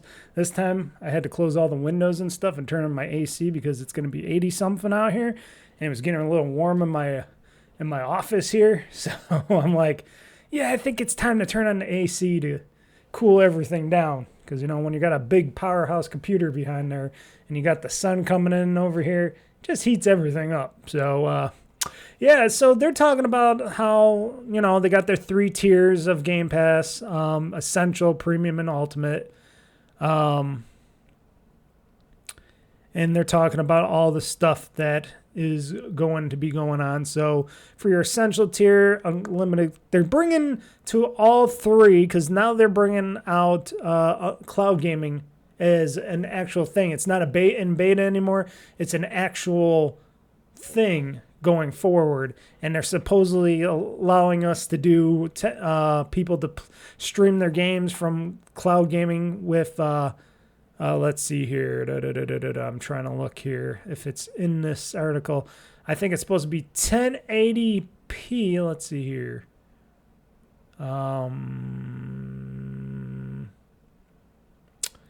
Let's see here. It's supposed to be, but the cloud gaming boost amounts to better performance. Ultimate subscribers exclusively enjoy our best quality streaming and shortest wait times, of course, because that's what they state. They stated that Xbox Cloud Gaming has all officially exited beta as part of our commitment to the gameplay for smoother experience. The new ultimate price reflects the expanded catalog. Yeah, we said that, but I want to see what was the cloud gaming here. It was supposed to go like 1080p 60, I'm guessing, for cloud gaming, which it used to be like 720p and stuff like that, and 30, I guess, for cloud gaming, but they boosted it up. So everybody's supposed to be able to get up to that thing at least. I'm not seeing what it would be here. Let's see here. I'm trying to look at if anybody's talking about the cloud. This is one thing I did not really see much of, and I wish I could find it. Yeah, but it's supposed to be like 1080p. It's supposed to be a way faster, way higher tier for for cloud gaming through GamePass, and every tier is going to have it. The Essential's going to be able to do unlimited cloud gaming, and Premium is going to do unlimited cloud gaming as well, with shorter wait times. So the Essential one, you don't get shorter wait times, apparently. It says you just get unlimited cloud gaming, which, of course. For the Premium, you get shorter wait times and unlimited cloud gaming. But for the Premium... for unlimited cloud gaming at the best quality with the shortest wait times, they're talking about that 1080p. So I guess the Premium and Essential tiers are going to get maybe that 720 or whatever, 720, 30 or whatever. And then for the Ultimate, it's supposed to be 1080p 60. That's what I'm guessing, because that's what I think they originally were talking about, but everybody's going to be able to use cloud gaming this time. Before the other tiers, it was only for Ultimate, but now all the other tiers are going to be able to do that if you want to play your games from the cloud, which are the ones that are available in the cloud. For the Essential, also 50-plus games now playable on PC, console, and cloud each month for their price for Essential, okay? Which is weird because they're saying now playable on PC, console, cloud, because that depends if you get Essential for your PC or console or something. I don't know. In-game benefits including for Riot Games, which how many people care about Riot Games? I know they talk about it a lot. I don't think I played any of Riot Games. Don't really care about it, but they push that a lot. So I guess they consider that a big deal. I guess it might be a big deal to some. I don't have anything for Riot Games. I don't really care too much about that. Online console multiplayer, because of course they still got to pay to play online. So it's like basically your gold membership for the Essential tier, and play and earn up to 25,000 points a year in the store with Microsoft Rewards. They say just rewards. It's using the Microsoft Rewards points. So basically, you could get and earn up to 25,000 points a year in the Microsoft Rewards store. For the Premium tier, you get 200-plus games, which are now playable on PC, console, and cloud for their price point. I think it's now, 16, 19? Here, let me go to this. So Premium, which replaces Standard, remains at $14.99. So the Premium edition, which is now Premium and not Standard. Oh, wait. Premium is Premium. Okay. Premium. Oh, boy. I got to get this. So Standard. Where's the Standard? An Essential. Okay. Which Essential replaces Core. So Essential, which was called Core, is going to be $10 a month. So that was the first one I was talking about. So $10 a month. So you get your your basic online gameplay, your 50 plus games, or did they say 100? 50 plus games, unlimited cloud gaming, stuff like that, blah, blah, blah, store rewards points. So, okay, for $10 a month. So they're keeping that the same. And now premium, which replaces the standard one, which was the regular one, is now $14.99. So $15 a month for this premium version, which you get 200 plus games for Game Pass and stuff, because don't forget, these 50 plus games are from Game Pass. These 200 plus games are from playable in Game Pass, which are playable on PC, console, and cloud. They're talking about these are now playable, so you can play these. So all these tiers, you could play them on PC, console, and cloud. They're not just saying, well, the essential tier is only for your console. The premium tier is for your PC or console or update. Now it's for anything. So it's for PC and console and cloud. So basically you're getting more for your essential if you're paying that $9.99 a month for that, or your $10 a month. You're still getting a lot more because now you'll be able to use that for PC, console, and cloud for $10 a month. The premium, you'll get more of those, games, those Xbox Game Pass games for your PC, console, and cloud for that. Plus new Xbox published games within a year for launch. So you're not getting them day one, those games. You're getting them within that first year of launch. So you're eventually going to get them within that first year when they become available. But you'll be able to get those in that premium tier. In-game benefits they talk about again, and including Riot Games, online console multiplayer, of course, and you can earn up to 50,000 points a year in the store via rewards, or Xbox rewards, as I like to say, or Microsoft reward points. So you could do that. So for $15 a month, if you play a lot more games, 200 plus, all that stuff, still pretty good for the premium, not bad. Which you can play on, because it says playable on PC, console, and cloud. So you can use this on PC, console, and cloud. Why not? Now for the ultimate one, this is the one that I am keeping that is now $30 a month because they did raise it $10 a month. They try to add more to it. They talk about, of course, PC, console, and cloud, which used to be the space thing for Ultimate. Ultimate was the one where you can only do PC and console and cloud and stuff like that. Now that it's sharing with the other two a bit, now they're talking about we're going to bump up our day one games because remember, if you got a Game Pass Ultimate like me, you get those games when they come out day one of when those games come out. So when The Outer Worlds 2 comes out, which is not too long from now, and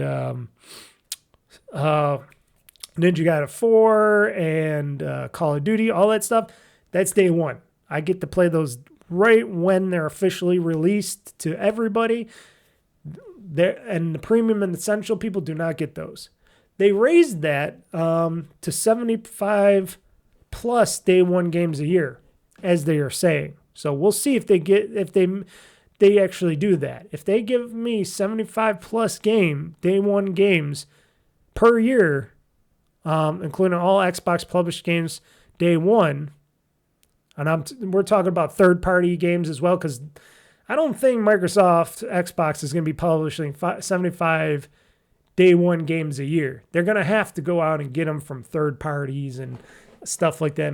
And those games will be also included in the day one. So 75 plus of those. So the other two tiers will have to wait, mostly wait. Especially the essential tier, which will probably have to wait even longer. Plus, they included now Ubisoft Plus Classics. I don't know if is Ubisoft Plus Classics the full Ubisoft experience. I gotta look this up. Okay, I was just looking this up too because sometimes I have to check myself and I have to pause to check myself. Another reason why it's good to not just do this live. So I was looking at Ubisoft Classic Plus Classics. I was wondering because I'm like, well, this can't be the full Ubisoft experience, and they state it's not. It's Ubisoft Plus subscription offers access to new AAA titles. This Ubisoft Plus Classics is a curated selection of iconic and fan-loved games from franchises like Assassin's Creed and Far Cry. It includes a variety of titles, but does not provide access to all the games available in the Ubisoft Plus catalog. And of course, those will come and go, I'm sure, as they see fit to that. So basically, no, it's not the full Ubisoft Plus experience, not like EA Play, because EA Play has that full like EA Play experience, right? Where you get to sometimes play like a new game for a period of time, whatnot. But it has all the stuff, and we'll talk about that more of that when I look at that part of it. But if you like Ubisoft games, most of them I just get on sale, and then because whoever wanted to pay for Ubisoft Plus anyways, because we usually just buy the games when they're really cheap on sale, and then we just play them. Usually, that's what people play. Plus, they're also talking about, like I said, in this tier, they're talking about Ubisoft Plus Classics. The EA Play is included, with Fortnite Crew coming in November, which I'm like, how many people are going to be caring about Fortnite Crew besides the Fortnite people? And even them might not care about Fortnite Crew. I know nothing about Fortnite Crew. I know nothing about it. I might have seen it in like some presentations and stuff, but I just do not know or care about anything Fortnite related. And I definitely do not give a shit about Fortnite Crew. That's definitely not something I care about. Unlimited cloud gaming at their best quality with the shortest wait times. Talked about that, but also because I got, remote play off my Xbox. Most of the games I own on the Xbox anyways, or I have downloaded. So me using the cloud gaming is probably going to be a lot less than I originally was planning on it. Because now that I can just play most of my games off my Xbox regular, I don't really need much cloud gaming. So when I was complaining before, I'm like, oh, Diablo 4 isn't on cloud gaming, or this game isn't on cloud gaming, or offered like the new the remaster, whatever, or remaster of Yakuza 3, which is now called Yakuza Kiwami 3, with Dark Ties. That wasn't going to be a part of Xbox Cloud and stuff like that, or it wasn't going to be Xbox for PC or anything like that. And I was upset because I'm like, oh, now I got to play this game solely on PC. Not that I wasn't going to anyways, because I might be streaming it anyways, but still, if I wanted to decide to play that game on my handheld, I couldn't do that originally. And then I'm thinking, wait, I'm going to be able to buy it and just remote play it. So basically, I do got it in the cloud. It's just going to be my personal cloud. You know what I mean? Because I got an Xbox Series X. Which I say to people, I know the consoles are super expensive now, but if you are able to still buy one and you want to stream all your games from that to your ROG Allies or ROG X's or whatever, or if you own an Xbox Series S or X, and you can add more storage to it, this might be a thing that you might want to do at your house. Remote play from that to your handheld or PC or any device. Technically, I think you could do it on any device. I would have to check. I don't know if the other stuff is just remote play, but if it has that Xbox app, I think you can remote play it. I think I've seen that on my phone too. Let me see here. Do I have, because I thought I had cloud gaming on here, but I don't know if I have the remote play. Let's see here. It's loading in. Yeah, it does show my device. It does show my Xbox. If you're watching my video, it does show my device. And I bet if I click on that, I bet it'll let me remote play from my console to my phone here. So technically you can remote play from your Xbox Series X and S to your phone, tablet, Xbox, or ROG Ally Xbox, ROG Allies, your Lenovo Legion Go's, whatever, Fire Sticks, TVs, Samsung TVs. So technically, you can have your own personal cloud service right here just to have good Wi-Fi bandwidth. that's something to maybe think about, folks. Maybe you might want to think about that. I know the console thing is expensive and all that, but if you're still willing to do that and you don't care about the major cloud streaming, or if a lot of games are still not in cloud streaming, that might be something you might want to do. Just saying, if you want to own your games and you want to digitally have them on your console or something like that, and you can't get them on your Xbox for PC or whatever, that might be a good idea. They also talk about in-game benefits, including for Riot Games, which I don't care about, online console multiplayer, which I don't really care about, but okay, and play and earn up to 100,000 points a year in the store with Microsoft Rewards, which I do care because I do Microsoft Rewards. I do the Microsoft Reward points still.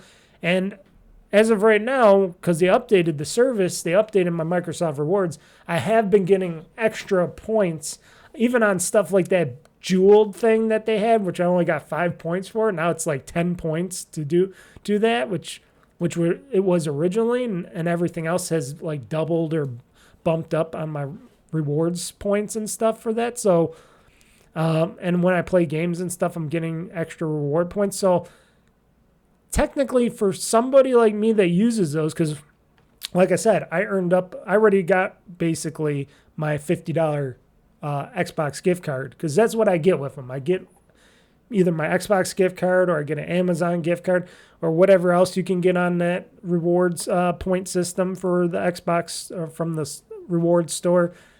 I usually just get gift cards to like Xbox or Amazon and stuff like that. That's for me. I know a lot of other people were complaining about this thing coming up, which, where is it? Oh yeah.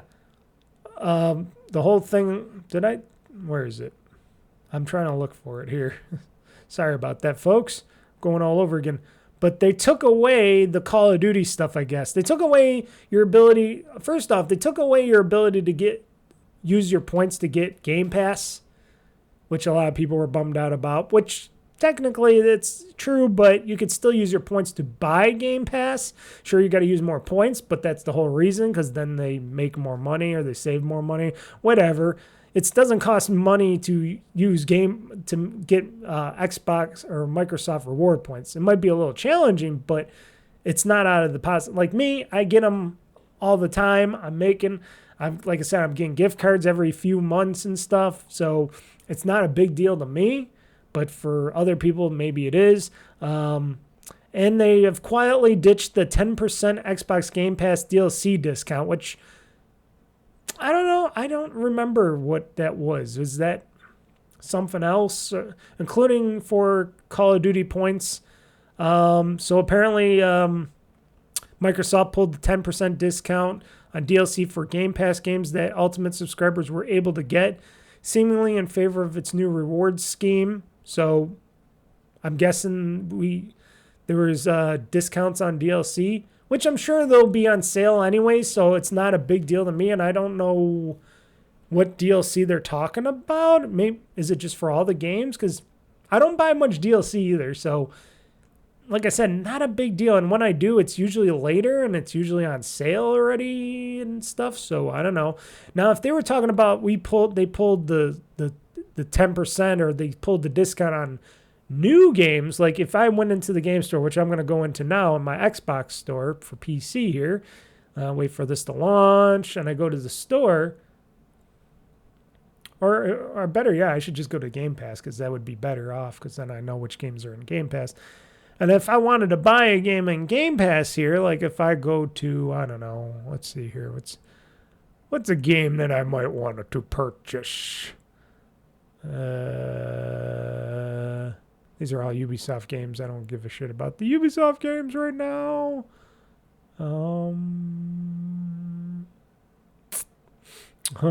I know this is working out great.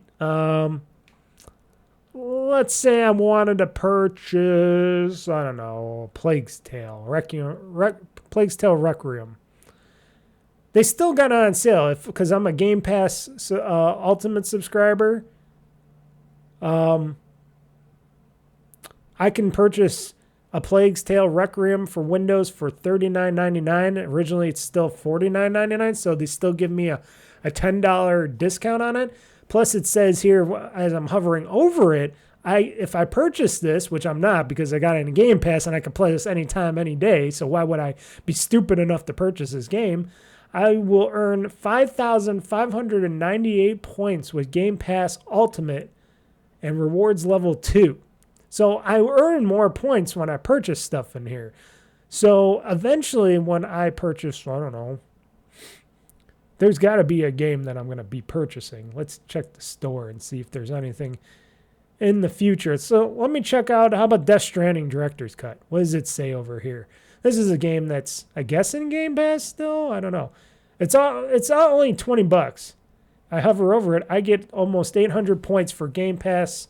I'll earn 800 points with Game Pass Ultimate and Rewards Level 2 if I purchase this game. If I wanted to play Death Stranding, which technically I don't. I played it once, but otherwise I just never really cared about it. I could purchase this for $20 and I'll get 799 points for that. So, or how about this Hotel Barcelona? I'm still thinking about getting this. I know it's not many people are liking it too much, but because I only got one review on it. But if I decided I wanted to get it and I wanted to purchase it for its on sale price from $29.99 to $23.99, I can get 959 points for just purchasing this game. So they're giving me Xbox points for purchasing games that I might want to purchase to play. Well, how about Silent Hill F? I do want to get Silent Hill F eventually. I could get it for $69, $70. I will get, if I purchase this, I will get 2,799 points with Xbox Game Pass Ultimate and Rewards Level 2 if I purchase Silent Hill F right now. So they are giving you points, which you can then eventually redeem for gift cards and stuff to save even more money on games and stuff for over time. So it's not the worst thing because it's like, oh, I wish I could earn points purchasing games. I was kind of hoping for that before. And then they got some sales going on here. I'll have to check out because I do purchase a bunch of games from like Xbox sales and stuff like that and online digital sales and stuff. So something like that for me, that'll save me more money over time on games that I purchase because I purchase a lot of these games anyways. But like I said, not everybody does what I do. Not everybody takes advantage of all the sales and deals and stuff that goes on. And they're not willing to say, well, $30 just to do that. So they're talking about, like they said, there's no longer eligible for 10% off Call of Duty points purchases as well as Black Cell. More expensive version of Call of Duty Battle Pass can only be purchased directly with real world money for $30, which, like I said, if you earn those reward points and you get that Microsoft Xbox gift card or something and you get like a $50 gift card or whatever, that you can buy it with that. So technically you can still buy these with your reward points. You're just not getting those basic discounts like they used to do because it's all a part of their money scheme. It's a part of them trying across the board to make more money and get more money off. And like I said, that's how it's going to be. And it's not always good. It's not always the best, but that's what they do. They haven't talked about the tier price changes. So like I was just talking about, Xbox Game Pass Ultimate, $30. Xbox Game Pass Premium, $15 a month, the same as the old standard subscription. And then the Xbox Game Pass Essential is $9.99 a month or $10 a month, the same as the old subscription. And then which they didn't talk about, the PC Game Pass. So if you just want to do it for just PC, it's higher because it's PC, of course, and why not charge more for PC? It's $16.49, so $16.50 up from $11.99. So that's crazy. So if you're going to do that, you might as well get Game Pass Premium or something. Xbox Game Pass Premium for $14.99 because then you could get the PC Game Pass, right? Because that's what they say. That's what they say. Because if you get that,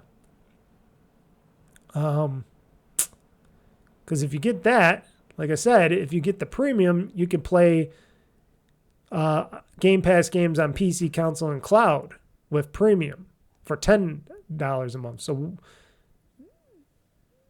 this for PC Game Pass for $16.50, it makes no sense. I don't get that. That makes no sense to me, but that's what they do. And then, like I said, they talk about, Fortnite Crew is coming November 18th, which itself costs $11.99 a month, which will be included in Game Pass Ultimate. So if you want to play Fortnite Crew, and I guess it's a monthly subscription, you get that and access to Fortnite Battle Pass and 1,000 V-Bucks each month and more. And also Ubisoft Classics valued at $7.99 a month per platform joins Ultimate. Like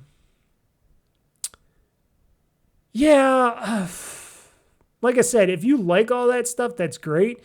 Like I said, I don't give a shit about Fortnite. I don't give a shit about the Ubisoft Plus Classics too much. I'm not going to use the V-Bucks, of course. So that stuff I don't care about. I care about my day one games going forward. If I'm getting more of those, I care about my online streaming. If I'm going to use the streaming, I care about getting some discounts, like with Xbox reward points and stuff. And that stuff is going to hopefully add up for me to use ultimately. Because like I said, I don't play too many multiplayer games. I don't play Call of Duty Online. I don't do all the subscription stuff. I don't do the battle points. I don't do this and that. So that doesn't affect me. That only affects people that play Call of Duty religiously or any of these other games where you got to purchase extra points or DLC or anything that are religious about that. That's going to affect those people.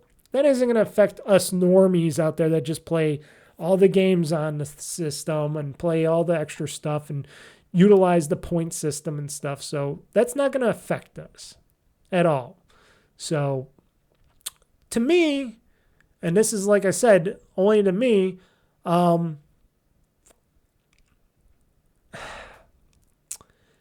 me, it seems like, okay, we will, depending, like I said, on your financials and stuff like that, this could be good, this could be bad. Like I said, digging into this could be good, this could be bad. I think I'm getting a lot of extra value out of my thing because I'm going to be utilizing it. If you're not, I would highly suggest dropping down a tier or two. If you don't care about getting your day one games day one and you're willing to, take a little hit, going down and spending only, what did I say for here? Game Pass Premium, $15 a month, Or even if you really don't care and you just want online and you'll wait for those games and stuff, and you'll get you'll just get the regular Game Pass essentials and the 50 games. $9 a month, people, $10 a month. Now, if you're just doing PC, I would suggest just getting Game Pass Premium or something, $15 a month, because why would you pay $16.49? That doesn't make, like I said, that doesn't make sense when you got. That's the whole thing that screws me up about this. Let's see.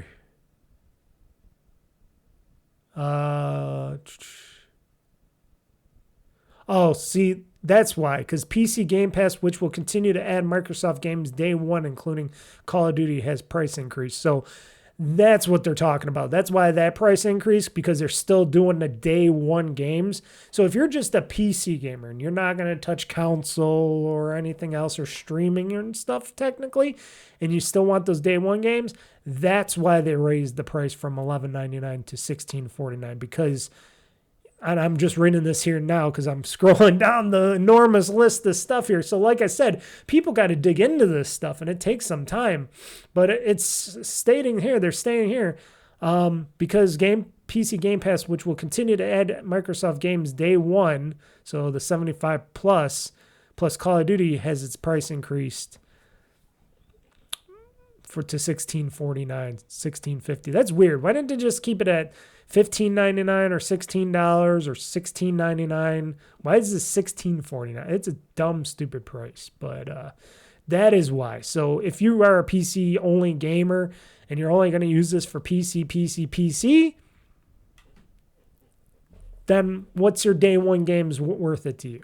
Is it really? Does it really matter to you that you're spending $16.49 from $11.99, where you're still going to get mostly every game that Microsoft comes out with on PC, which they will, because they're not just putting these games out on console, they're going to be putting them out for PC and everything. And then you'll get all those other games from other studios and stuff. So I wouldn't complain too much about the PC Game Pass of that. So I was just reading that because I'm bouncing around here looking at that stuff. They stated that Microsoft's subscription service for Game Pass reached a new annual record, nearly $5 billion in revenue for the first time this year, following launches of Elder Scrolls Oblivion Remastered, Doom: The Dark Ages, and Indiana Jones and the Great Circle, which I will be playing all of them. I already played and beat Doom: The Dark Ages. I am going to try to get back into Indiana Jones and the Great Circle. I want to play and finish that. We'll see if that. I do have the Elder Scrolls Oblivion Remastered on my PC. Will I get into playing that eventually? I will. I'm still Skyrim'd out. I played so much freaking Skyrim. And I will be talking about Skyrim Grandma at the end of the show, but I played so much Skyrim. I'm trying to wait a little bit before I play more Elder Scrolls Oblivion stuff, because I really want to get back into playing Elder Scrolls Oblivion, because that was fun. But I'm just so Elder Scrolls out right now. It's just crazy, especially when I played what was that game called? Oh shit, that other one that was by the people that are doing the Outer Worlds 2. Shoot, I forgot its name already. It's been so long. Oh, what's its name? Okay, folks, the game I was thinking about is Avowed. That's what I was talking about. Oh boy, my brain. But yeah, I'm kind of outed on that. But those are games, and then like I said, the Outer Worlds 2 is coming out soon. You got the new Ninja Gaiden 4 coming out, which is going to be on Game Pass day one.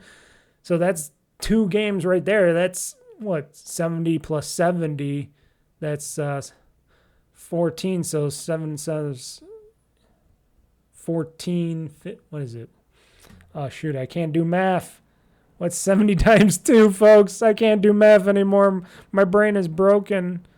$140. I'm saving $140 right there for those 2 games. Plus, like I said, all the other games I played that I didn't spend money on. So for me, yes, that's going to be worth the extra little bit of money that I'm spending, the extra $10 hit, because I know I'm going to be playing more of these day one games. I got 2 more coming out. Like I said, these 2 games, like I said, I played Avowed, I played Doom: The Dark Ages. That's 140 right there. So that's what, 280 right there. And then Indiana Jones, if I play and beat that, and I play Oblivion, that's another 140. That's 4. That's over 400 plus something dollars.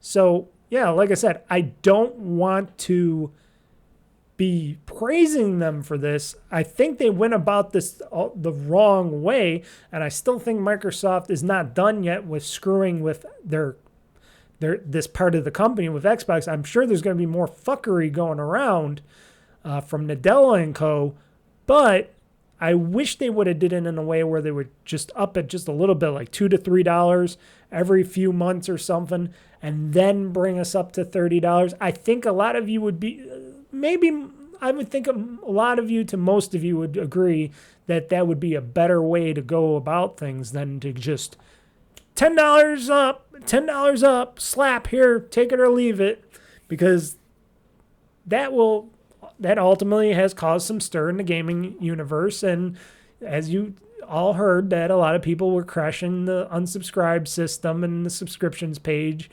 and stuff like that. And not so good look for Microsoft again and Xbox. And they've been taking hits, with all the layoffs that they've been doing throughout the Xbox and Microsoft community there over at their company, and all this other stuff going on. This is one of those big things that maybe they just really they really just don't want customers anymore. They're getting rid of hardware. I fully believe that there's not going to be any future Xbox official hardware, meaning coming right from Microsoft. That new Xbox that they keep teasing, who's going to want to buy it? You raise these consoles so high.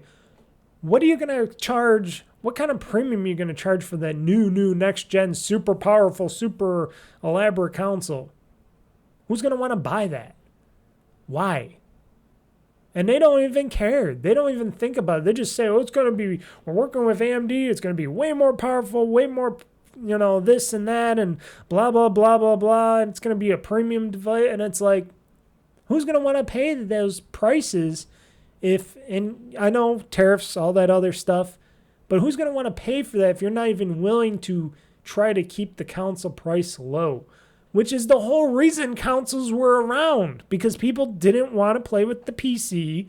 People were, because it was too expensive and too, time consuming to set things up, and they just wanted to pop in a game and play it. That's what consoles were originally designed for to do. Pop and play, not download, update, all this other stuff that we're doing nowadays. Then just making it too complicated for a lot of people, and a lot of people get frustrated because they don't understand and they don't want to understand. They just want to pop in the game and say, I want to go online and play. Like, I get people that are younger than me, way younger than me, and they're asking me, what do I do? I'm trying to play this game online. I'm like, do you got an online subscription to play online? They're like, you need to play online. I'm like, dummy. They're not just going to let you play that game for free through their service. They're like, oh man, I thought I could just pop it in and play it, and it wants me to update, and I don't have storage and all this stuff. And I'm like, dude, you're like 20 something years old. I'm almost 40 years old. How come you do not know this? I got a guy that's so interested. I got a guy at work that's interested in purchasing my ROG Ally Extreme, and I'm trying to tell him the ins and outs. And I'm going very slow and lightly because I know he's not the biggest gamer. He likes to just play some sports games. He's like, well, can I play Madden on this or that? And I'm like thinking, well, maybe, but you gotta get like EA's gaming service or something on there or whatnot, or you gotta have to get I don't know if they sell Madden on Steam. They don't sell Madden on Steam, do they? I gotta go on now. I gotta open up Steam here to find out. Is it only on like the Xbox and PlayStation consoles and whatchamacallit? And let's see. Madden 26, is that the newest one? Or is it EA Sports Madden? No, that's 25. What? How come Madden 26 is cheaper than 25? How come Madden 26 is only $48.99 on Steam and Madden NFL 25 is $70? What the fuck's going on with this pricing? This is on Steam. Okay, so you can purchase Madden on Steam. So technically, yes, he can purchase this. I don't think he can purchase this on Xbox because I don't think they sell Madden on I'm going to check it out too on the Xbox store for PC. Let's see here. I'm just going to check this. Madden. Nope. I'm in the store. Wait. I just typed this in. Madden. Wait, maybe I'm wrong. Madden NFL 25 and 24. Wait, EA Sports. This is on EA Play. Madden 26. Okay, let's see here. Let's just click on this. So with, game trial with EA Play, so you could install this on PC. Well, how about if you want to play it? So basically, you're still getting this. You can buy this through Xbox GamePass, and you can play the trial, but you got to still rent or buy it from the their EA store or something. So technically you can play it, and it's included in both your PC Game Pass and Ultimate, but you can't buy it. But you can buy, let's see here. This is NFL 25. So, okay, so you can play it with Game Pass, but you got to have like Game Pass for PC or Xbox Game Pass, or Game Pass Ultimate, I mean. So, and that's only the trial. It's only the trial. So what if I want to... So I guess if you get... I'm not going to download the game and find out, but I guess if you get the game and you download it or whatnot, I'm guessing maybe you can go into their system and purchase it from their system, or rent or get their full Xbox or full EA Play something for the game. So yes, he can play, I guess, football on the ROG Ally if he wants to. But he's been interested. He's been talking about, I'm like, and I know nothing about, I don't play sports games really. And, I might play a little bit of basketball on my Xbox because, like I said, when I buy a new console, I always wanted to buy the latest, greatest looking basketball game because I just wanted to see how it looked. And because they always look good, and from 2K with the NBA games, and I'm like, yeah, I'll play a little basketball. Never play much of it, but tried it out, and that's it. And then for all these other sports games, I just don't play sports games. I never was a big sports game player on consoles or PC or anything like that. Never was. So that's something out of my realm because I just play regular games. But it's crazy because I got to try to talk to him about it. And then I'm like, well, you're a sports game player, so I got to try to figure out and think about how to tell him and talk to him about what's you can play and you can't play on your ROG Ally. And basically, I guess you can play it. I guess you can eventually get it. I bet you it's mostly through the EA store, which kind of sucks because you would think it'd be more on everything, but hey, that's what they do. But he can play it. Or if he decided to get an Xbox Series S or X, which I don't think he's going to be able to afford to get, he would be able to stream it, to it. So Microsoft also reportedly testing free Xbox Cloud Gaming supported by ads with monthly play limits. I guess an announcement and launch is coming soon for this. So they're also trying out a free ad-supported tier for people that just don't want to pay at all for Game Pass. Okay, for Xbox Cloud Game or Xbox Cloud Gaming, I should say. So this ain't even Game Pass. This is just cloud gaming. So apparently Microsoft is reportedly set to announce the launch of a free version of Xbox Cloud Gaming with ads for PC, consoles, and handheld devices, and the web. The cloud gaming supported by ads is currently being tested internally and does not require a Game Pass subscription. A public test is said to be coming soon with the release of months ahead. It is stated that Microsoft is testing approximately 2 minutes of ads before a game is playable for free via streaming, because they got to make up their money on the streaming part, folks. So you might say, 2 minutes? Well, maybe you got to get some chips and a sandwich and some drinks and stuff, or you got to go to the bathroom. So what is 2 minutes? You don't have to be in the room. That's what I'm saying. Before the game is playable for free via streaming, Microsoft also apparently is testing a limit of 1 hour for sessions, which with up to 5 hours free a month. Ugh. So 1 hour, 1 hour and 5 hours for free per month? Well, it is a free tier, so yeah, I can understand that. What do you expect for free with 2 minute ads, But they also point out this might change for launch, so it might add or subtract. So that's interesting. I know a lot of people are like, I don't want to watch ads and stuff, but you don't have to watch them. If I go watch a movie, if I watch a streaming movie, which I barely do, or a show, or even, well, I'm not going to say YouTube video or anything, because, you know, got ad blocker. If I had an ad in front of something or other or whatever, I usually use that opportunity to go to the bathroom, get some snacks, drinks, whatever. So that's what I do.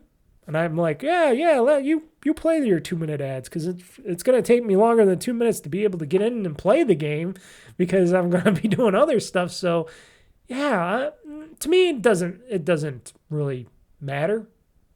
Others, yes, it matters, because people don't like ads, and I know ads is stuck in everything. But there are ways to get around them in most things, and then other ways, there's ways to just not watch them.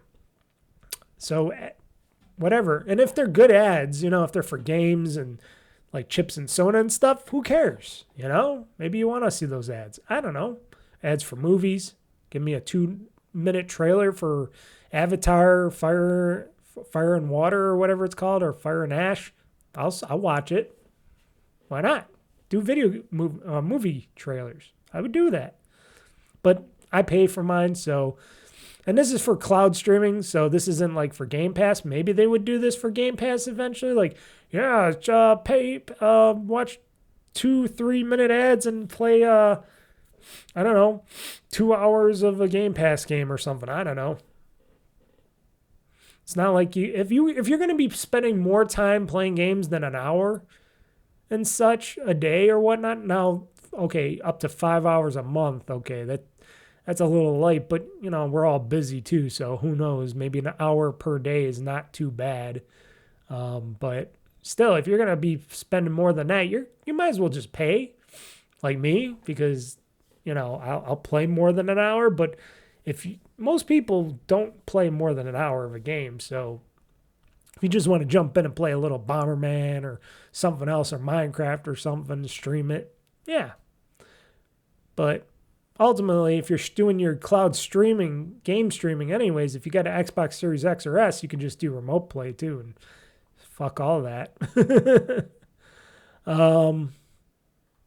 Also, we were talking about, like I said, I wanted to go through the list here. We got the list for the games that you're going to get from your Ubisoft Plus Classics, which a lot of people probably like, who gives a flying fuck about? Because first off, you either own all those games, 2, played all those games, or 3, most of those games are going to go on sale anyways or whatever.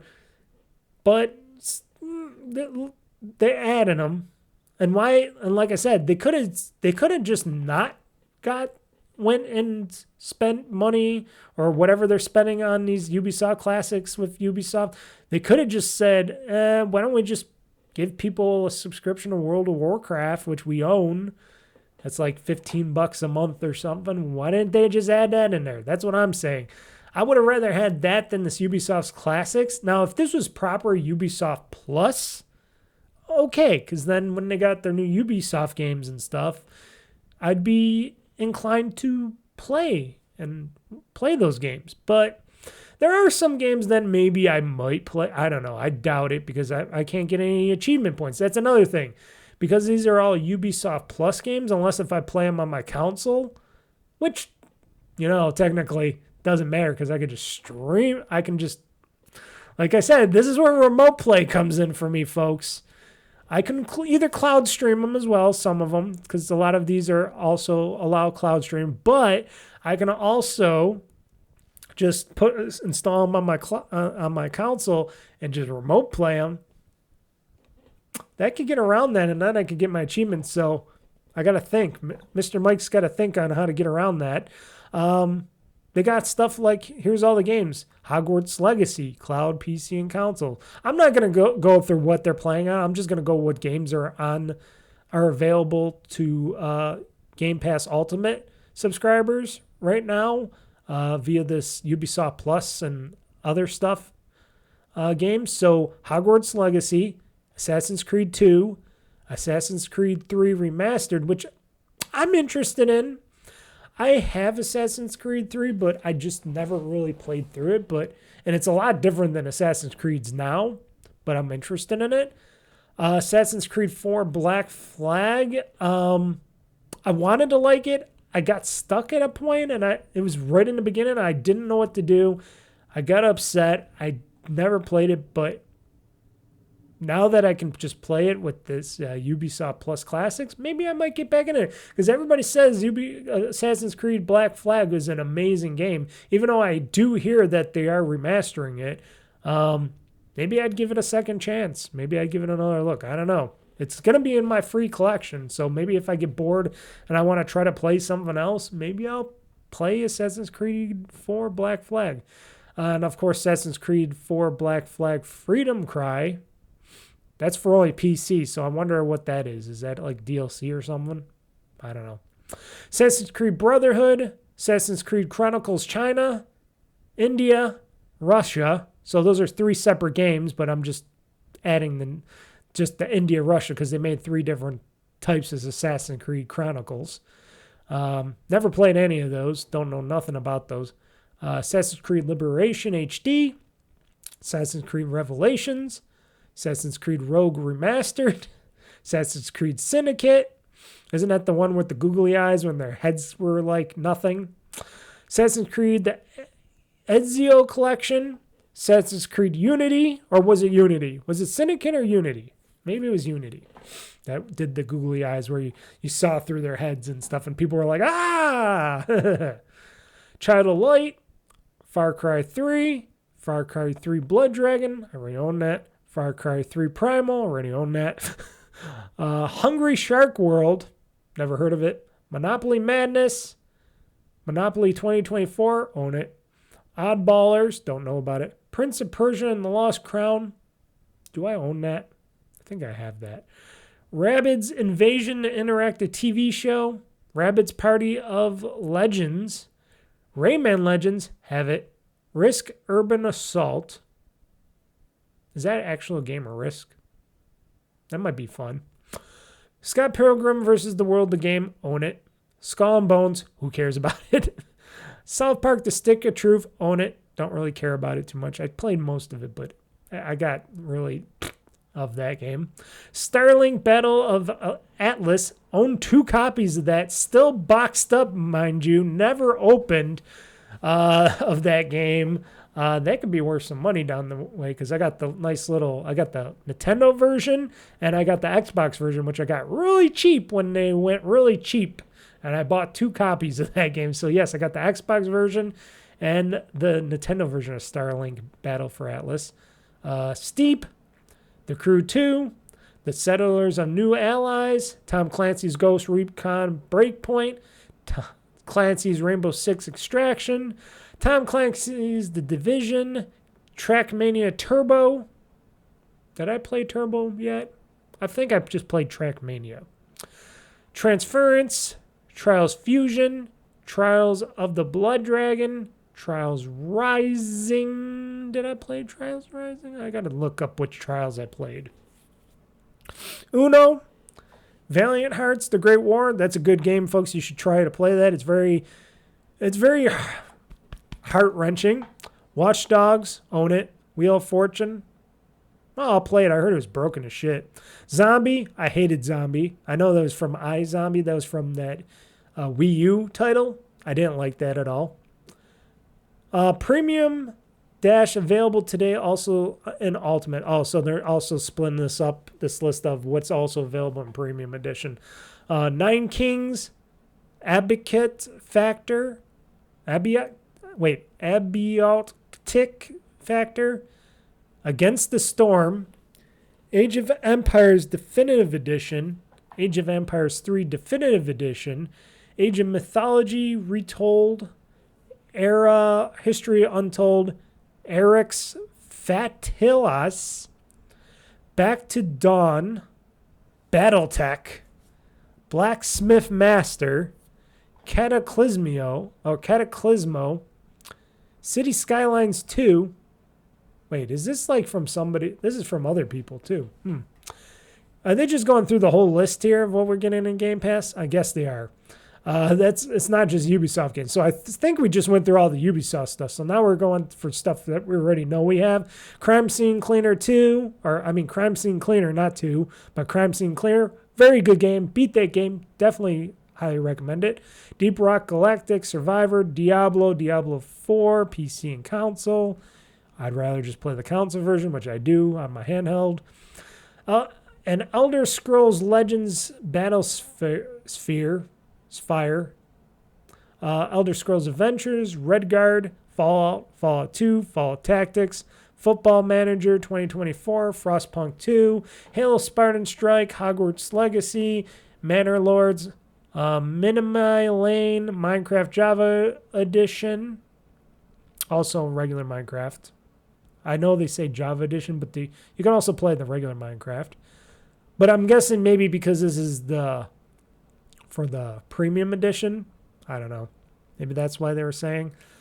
Mullet Magic, it was okay. My Friendly Neighborhood, The Lonely Outpost, Quake 4, Quake 3 Arena, Return to Castle Wolfenstein, Rise of Nations Extended Edition, Sunya Saga Hellblade 2, beat it. Sworn, is that back? Is Sworn the game I was thinking of? I gotta go look this up, folks. Is this, or is it? I'm thinking of something else. Sworn. Oh yeah, this is totally different than I was thinking. I was thinking of probably something else, not Sworn. Terra Invicta game preview. Volcano Princess, Warcraft 1 Remastered, Warcraft 2 Remastered, Warcraft 3 Reforged, Wolfenstein 3D, and then for Essential, City Skylines Remastered. That's the first one. Disney Dreamlight Valley, Hades, Warhammer 40,000 Darkside. So I guess these are just added games to that on top of what you get with Ultimate, which you get all the Ubisoft games and such. So, yeah, not the most impressive, but other people like it, and why not? Like I said, if you like some of this Ubisoft, if you like the Ubisoft stuff, you will definitely want to get that stuff. If you don't, then you're not going to want to care about the $30 Ultimate Premium. So, and then they let you look and see which is for Game Pass Ultimate, which is for Premium. So you could look at lists for all those games. They are online. You could just Google search it or whatever, and you can find out what games are on what tier and what you can play, all that stuff. So it's not the biggest deal. Like I said, it's up to you guys to decide $30 worth it for all this or not. Then go down a tier or two, because you'll still be able to play on PC and console and streaming as well. It states on all of them. So, and you'll get your Xbox Gold membership still. Basically, they don't even say that. They just say you can still play online with these subscriptions. So it's not a big deal unless if you really want those day one games, which 75 plus games, or if you really care about also Microsoft reward points like I do, then that Ultimate tier seems a little bit better there. And like I said, for me right now it's still okay to me, because I'm like, I even stated, I am willing to pay up to $30 for this. Now, if they go beyond that and they get more greedy, then we're going to be talking some different talk here, going forward. If not, then it should be okay. If you're not like me and you don't utilize all that stuff, then I highly recommend dropping down a tier or two. And if more and more people cancel, maybe they'll change it all outright. I don't know. They did that for Jimmy Kimmel. I wouldn't doubt if everybody started canceling their subscriptions to Game Pass and all that stuff. I wouldn't see why Microsoft wouldn't do the same thing. But Microsoft's a different beast. They don't really care. They're up to a $4 trillion company, or $3 to $4 trillion company. They got the cash. They don't care. They got power. They're evil. Nadal is evil. I mostly don't do game news, but in this show, even though it's pretty late into the show, I wanted to talk about some game news. And I'm breaking my promise. I'm not doing game news, but there's some stuff here I wanted to talk about. So I'm bringing some minor stories to the game news section here. So why don't we do some little bit of game news to finish up this podcast? Locked and loaded, ready for the fight. Game talk news, gonna set the stage alight. Mr. Mike's got the scoop, he ain't holding back. Dropping bombs on the gaming industry track. Hear the thunder, feel the roar. Game talk news, gonna settle the score. From E3 to PAX, they got it all. The highs and lows, ready to brawl. Okay, that's enough of that. So I wanted to get in the game. Another thing, if you know, it's spooky season, where we get all these weird, like chocolate edible, you get these weird concoctions from companies that make like Twix and all that stuff, and they make weird Halloween editions of their candies and stuff. Well, this one, and now, no, this is only, I've been noticing, I don't know if this is just local or if this, you could get this other places, you probably could. But my Twix, I found these in my local grocery store. Twix, and if you're watching the video, you'll get to see this. Twix Ghosts, or Ghosties. Yeah, Ghosts. Sorry, I thought it was Ghosties. It would have sounded cool. Twix Ghosts. So it's a Twix bar, but in two halves, and they look like ghosts, and it tastes pretty cool. It's still a Twix candy bar, but what they do with the ghosts and the chocolate and stuff, it seems even better. I don't know, it's just me. At my local grocery store in the area, they have these on sale. They were like $2 something a piece, which is expensive for a candy bar, but they dropped it down to like $1 or something of these. And I really hooked on these. I every time I go grocery shopping or if I go for an item or two, I've been picking these up, and I'm gonna have one today now after this podcast. Maybe, I don't know, I might have to wait on that because I got actual food to eat, and plus I got to work out today. So but I've been really happy about this Twix Ghost thing. It tastes really good. Just wanted to point that out there. So if you need a gaming snack, Twix Ghosts, people. Spooky chocolate for the holidays. Always got to look for those chocolate deals because even chocolate prices have gone through the roof. So in some games news, if you didn't, we were already talking about Ubisoft and all that, doing some Ubisoft Plus classics on Game Pass and stuff. Well, also, which now, Assassin's Creed, Far Cry, and Rainbow Six now is now operated by Vantage Studios. It's a new studio, basically, a new Ubisoft and Tencent's new business group. With full autonomy on creative direction and business plans. So all these three major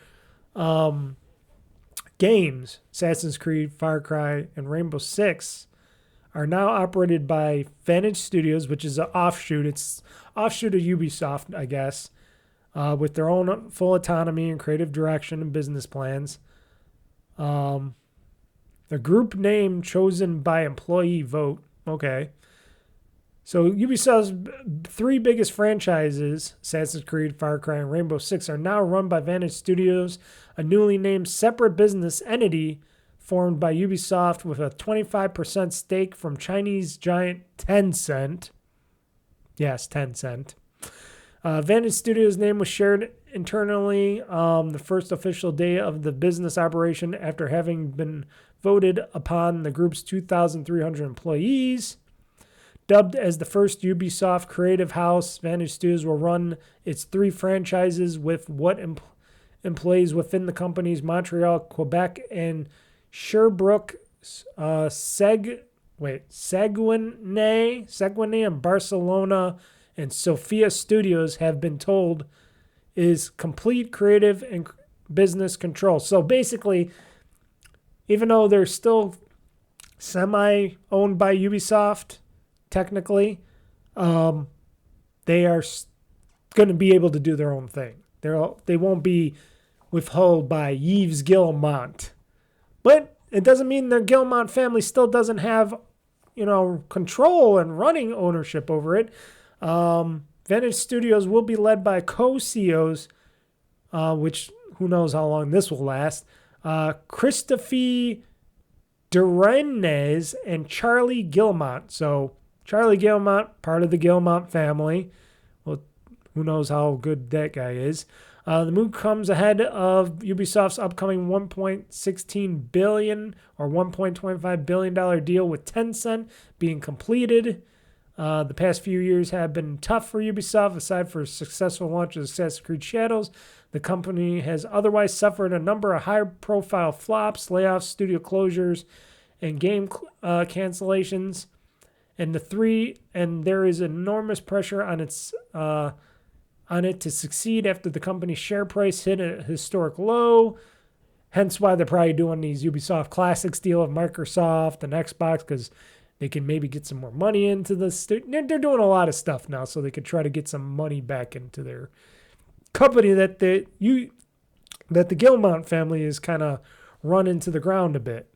Assassin's Creed franchise is an ever-enjoying and bustling period of releases, with the first expansion of Assassin's Creed Shadows launched last month, and the Saudi Arabia-funded DLC for Assassin's Creed Mirage coming soon, because I guess some people like Assassin's Creed Mirage, I guess? Okay.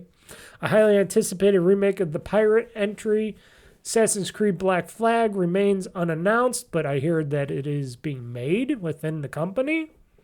But it's widely expected to arrive in a not-too-distant future. Ubisoft's ongoing support for Rainbow Six Siege aside, less is known from the company's other immediate plans through a major new entry into the Far Cry series has reportedly been brewing for some time. Oh, but what happened to that Good and Evil game? Well, maybe if they got more life and more money and they're separating some of these franchises from the main company, maybe there'll be some fresh blood and brains going into it. Or maybe not, because maybe it'll just be like, oh, look, this is being run by a Guillemot family member and this other guy I don't know nothing about, and maybe they'll just keep making crappy games. I don't know. Assassin's Creed Shadows, I'm going to give them. Some of the Assassin's Creed games have been good. And Shadows, I got to play it still, but I bought it and I tried it. I played a little bit of it and I liked what I played. So, yeah, I'm still in with some Assassin's Creed. And I never used to be, but after Assassin's Creed, I forgot its name, Odyssey, yes, Assassin's Creed Odyssey, I just been like, woo, cannot wait for this Japanese Assassin's Creed. Halo Studios teases deep dive on what it's been working on at an October panel you won't want to miss, they said. Halo Studios, which used to be called 343 Studios, but I guess they changed the name now to just purely Halo Studios, is set to unveil more of what it's been working on in October.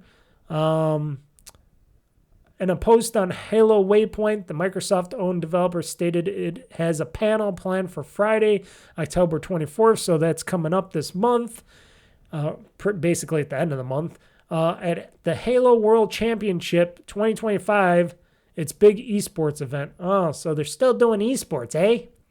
See, you don't hear about that stuff anymore. I don't hear about Dota esports. I don't hear about this. I never knew about this Halo World Championship because I don't care about esports. I don't care about any of this stuff. So, okay, whatever. But back in June, they stated they let the community know that we're been continuing the conversation of last year's Halo WC and a new Dawn video and sharing more about what we've been working on. Halo Studios stated, like last year, we'll be on the main stage to talk about what this year we've got a deep dive panel planned for community stage, and you won't want to miss. A lot of people have been talking about, will we see the new Halo game?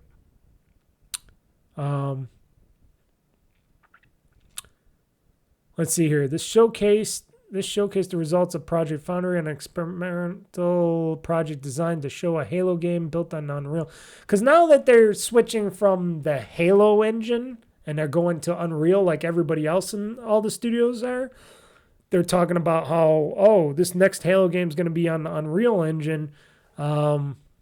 It should make it much easier to make these Halo games going forward. Not that they did well on that Halo last Halo game, but maybe we'll see a new Halo game or something, or maybe it's just going to be another remaster. I don't know. I used to be so big into Halo. I used to love Master Chief and Cortana and the Halo franchise and stuff like that. And after the last Halo, which I still haven't played, I played the beginning of it and I was like, what is this? What is this? What is this platforming bullshit? I just jumped off of it. I still want to maybe try to get back into it and try to play it just because I should give it a chance to see if the last Halo is anything good. But I heard they took out basically all the story of Cortana and stuff. Like, they don't really talk about Cortana or anything. And a lot of these studios, just like Gears of War is doing right now, they don't want to finish the game. They don't want to finish the stories of these games. Even if they're good or bad, they should finish the stories at least. And then they can restart all over, redo something, or go into another path or something. But they never do that. And I don't like that when games and movies and shows and stuff do that. It just, like, come on. But if we do see a new Halo game, I don't know. Some people think no, because they're still working on learning the Unreal Engine and stuff. I'm like, yeah, they had a lot of time. Remember, the last Halo game happened a very long time ago. It's been a very long time since that last Halo game. And all the bullshit and all the stuff that went on within former named 343 Studios and now Halo Studios, they got to come up with something. They got to get a new Halo game out there. They got to be doing something Halo-like. And I'm hoping it's not just new remasters and remasters and shit, because I will be like, no. They got to come up with something new.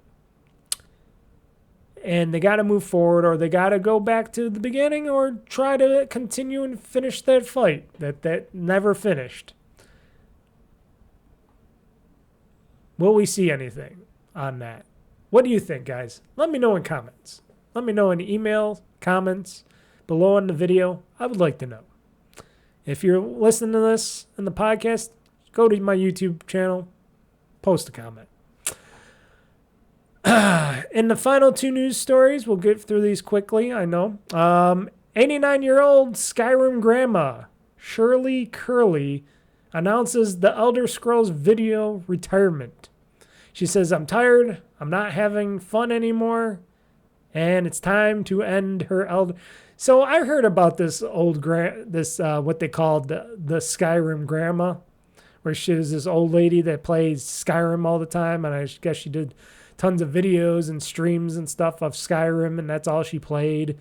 Now she's 89 years old, playing video games, mind you. That's pretty cool.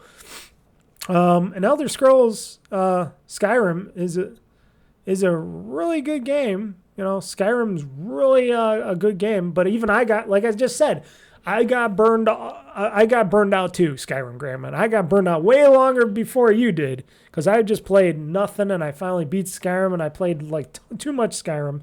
That's why I'm not getting to the Elder Scrolls Oblivion game yet, because I'm just burned out by anything Elder Scrolls. So her retiring, because she's almost 90, from doing YouTube videos and stuff, why not?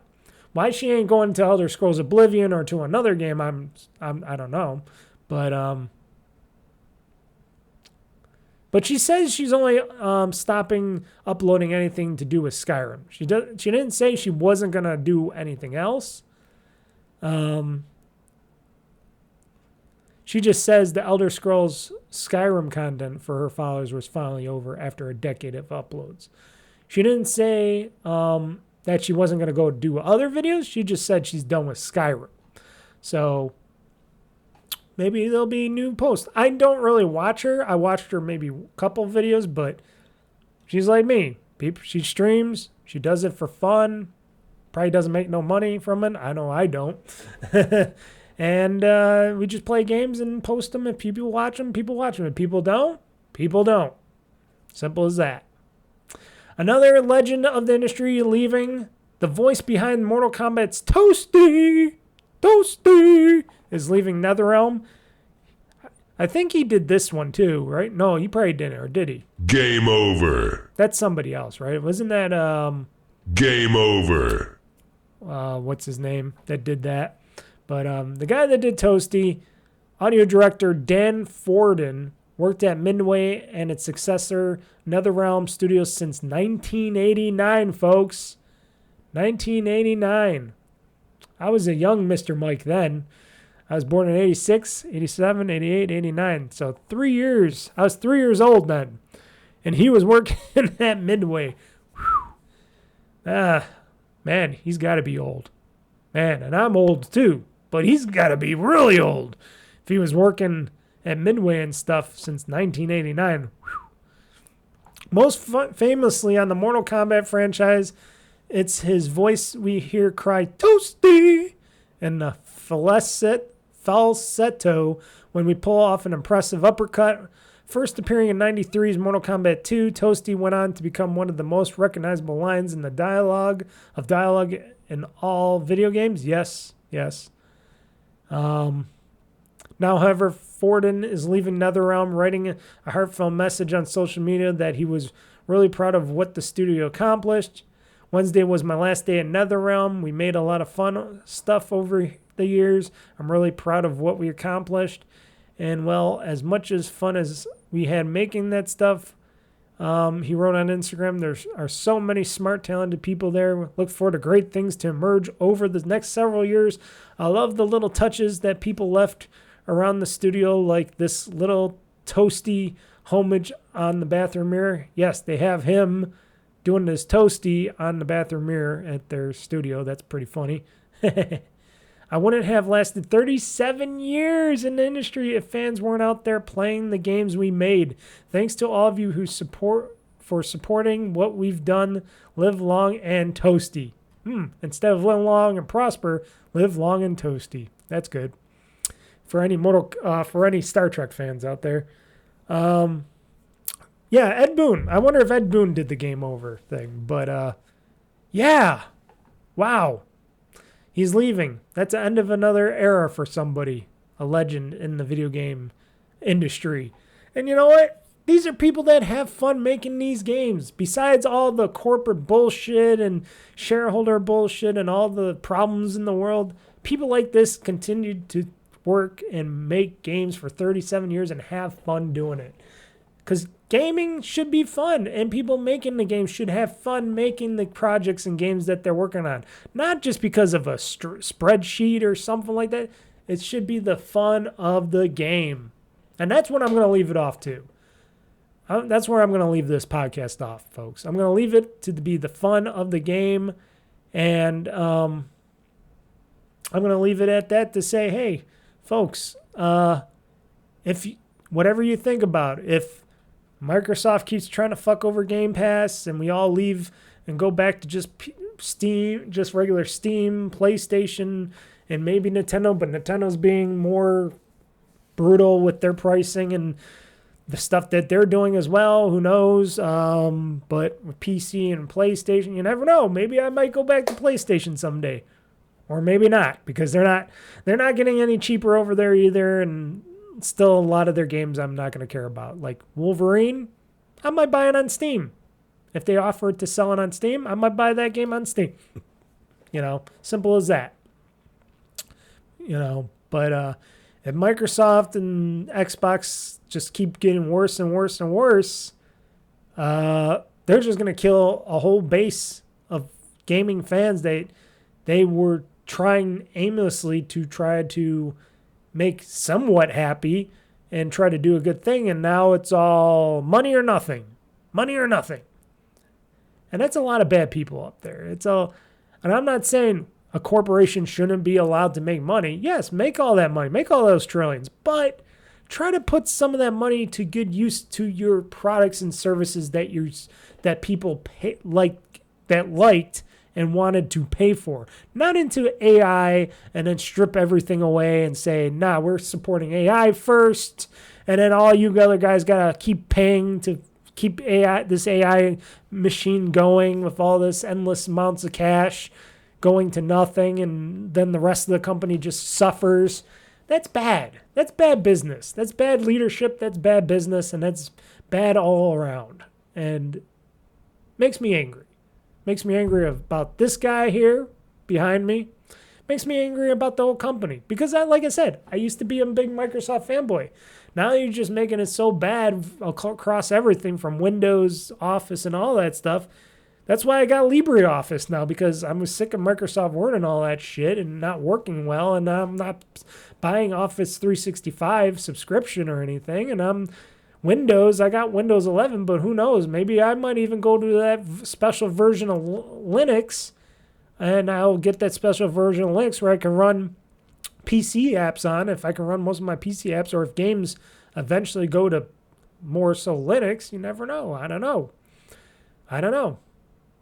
One of those things is they got to stop making bad business decisions at Microsoft and start making some business decisions that, sure, they're still not going to make a super fortune, but they're still making billions of dollars every quarter from all their stuff. And if they just try to do better to those divisions, they'll make even more money because they'll have more loyal people. And if they try to do better with Xbox and the gaming division, they could do better. But AI is shadowing everything, and Nadella and co. do not give a shit. So, that all said, folks, I hope I kind of explained. I know in the beginning I was bouncing all over the place, but then I finally honed it back down to it. And I tried to get in as best I could into everything. Like I said, I talked about all the stuff that other people didn't talk about. You know, like I listened to all these other podcasts, and none of them really talked about most of that stuff that I talked about, and all the tiers and what's going on through GamePass. And hopefully it helps you decide better if you want to keep GamePass Ultimate or not, or if you're willing to move on or whatever. Like I said, me personally, just because how I use it, I'm going to keep the $30 Game Pass Ultimate subscription because I'm going to use it all. I'm going to get the points. I'm going to play all those day one games. I'm playing all the other games that I keep finding on there. Sometimes I even buy them. So they're making money on me on top of that, because sometimes I'll buy these other games because I want to continue to play them down the road, and I'll still get discounts on there. And I'm going to get Microsoft points for buying these games. Shit, I wish I would have known. I would have waited to buy all these games instead of buying them before they changed everything. I could have got all these extra Microsoft reward points.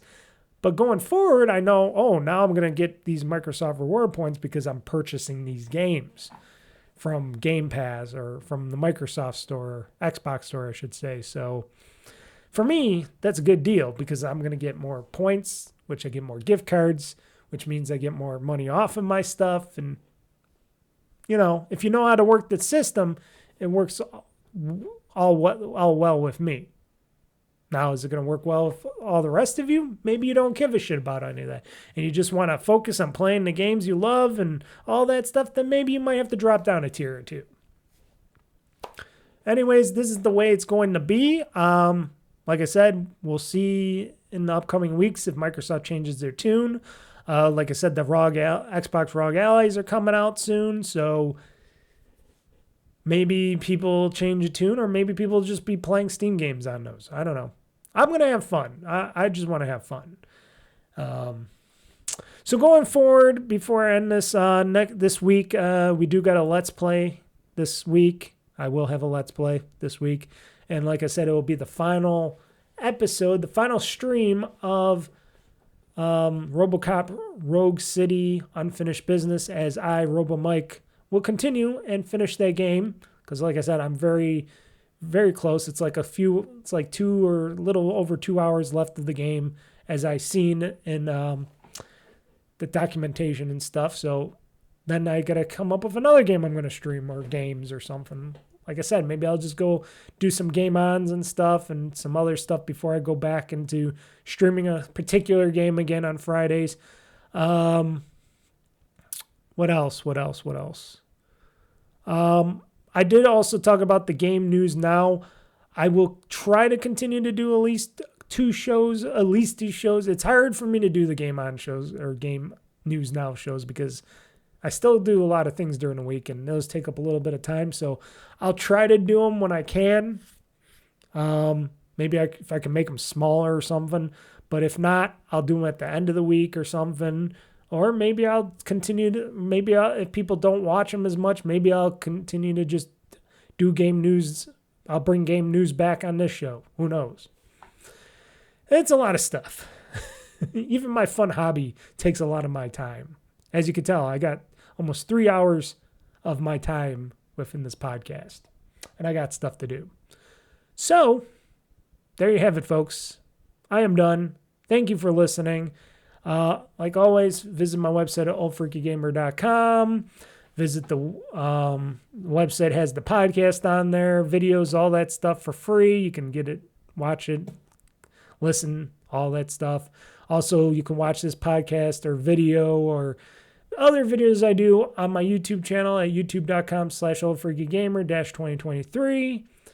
And like I said, I stream every Friday night at 8 p.m. Eastern time on Friday nights. Like I said, what else? Like I said, I already talked about Let's Play. I don't know what I'm going to be playing for Let's Play this week. That's why I didn't mention the name, but I got a Let's Play coming up. And like I said, the 16th, which is coming, it'll be here before we know it. That's only a week, 2 weeks away, give or take. That Thursday, I will be bringing it home whenever I can go to Best Buy in the morning. Go to Best Buy in the morning, bring it home, and I will be doing a stream of it. I will talk more about that before the time comes. And like I said, I will have a stream, and I'll stream it until I'm not streaming anymore. So that'll be a Thursday unboxing, showing off, all that stuff. I cannot wait. I'll do some tests best I can. Have a fun streaming show of that. So there you go. So everybody, this is Mr. Mike signing out saying game on, game hard, world conquest. I'm pushing this gaming button, and this show is now game over. So everybody, peace out and game on.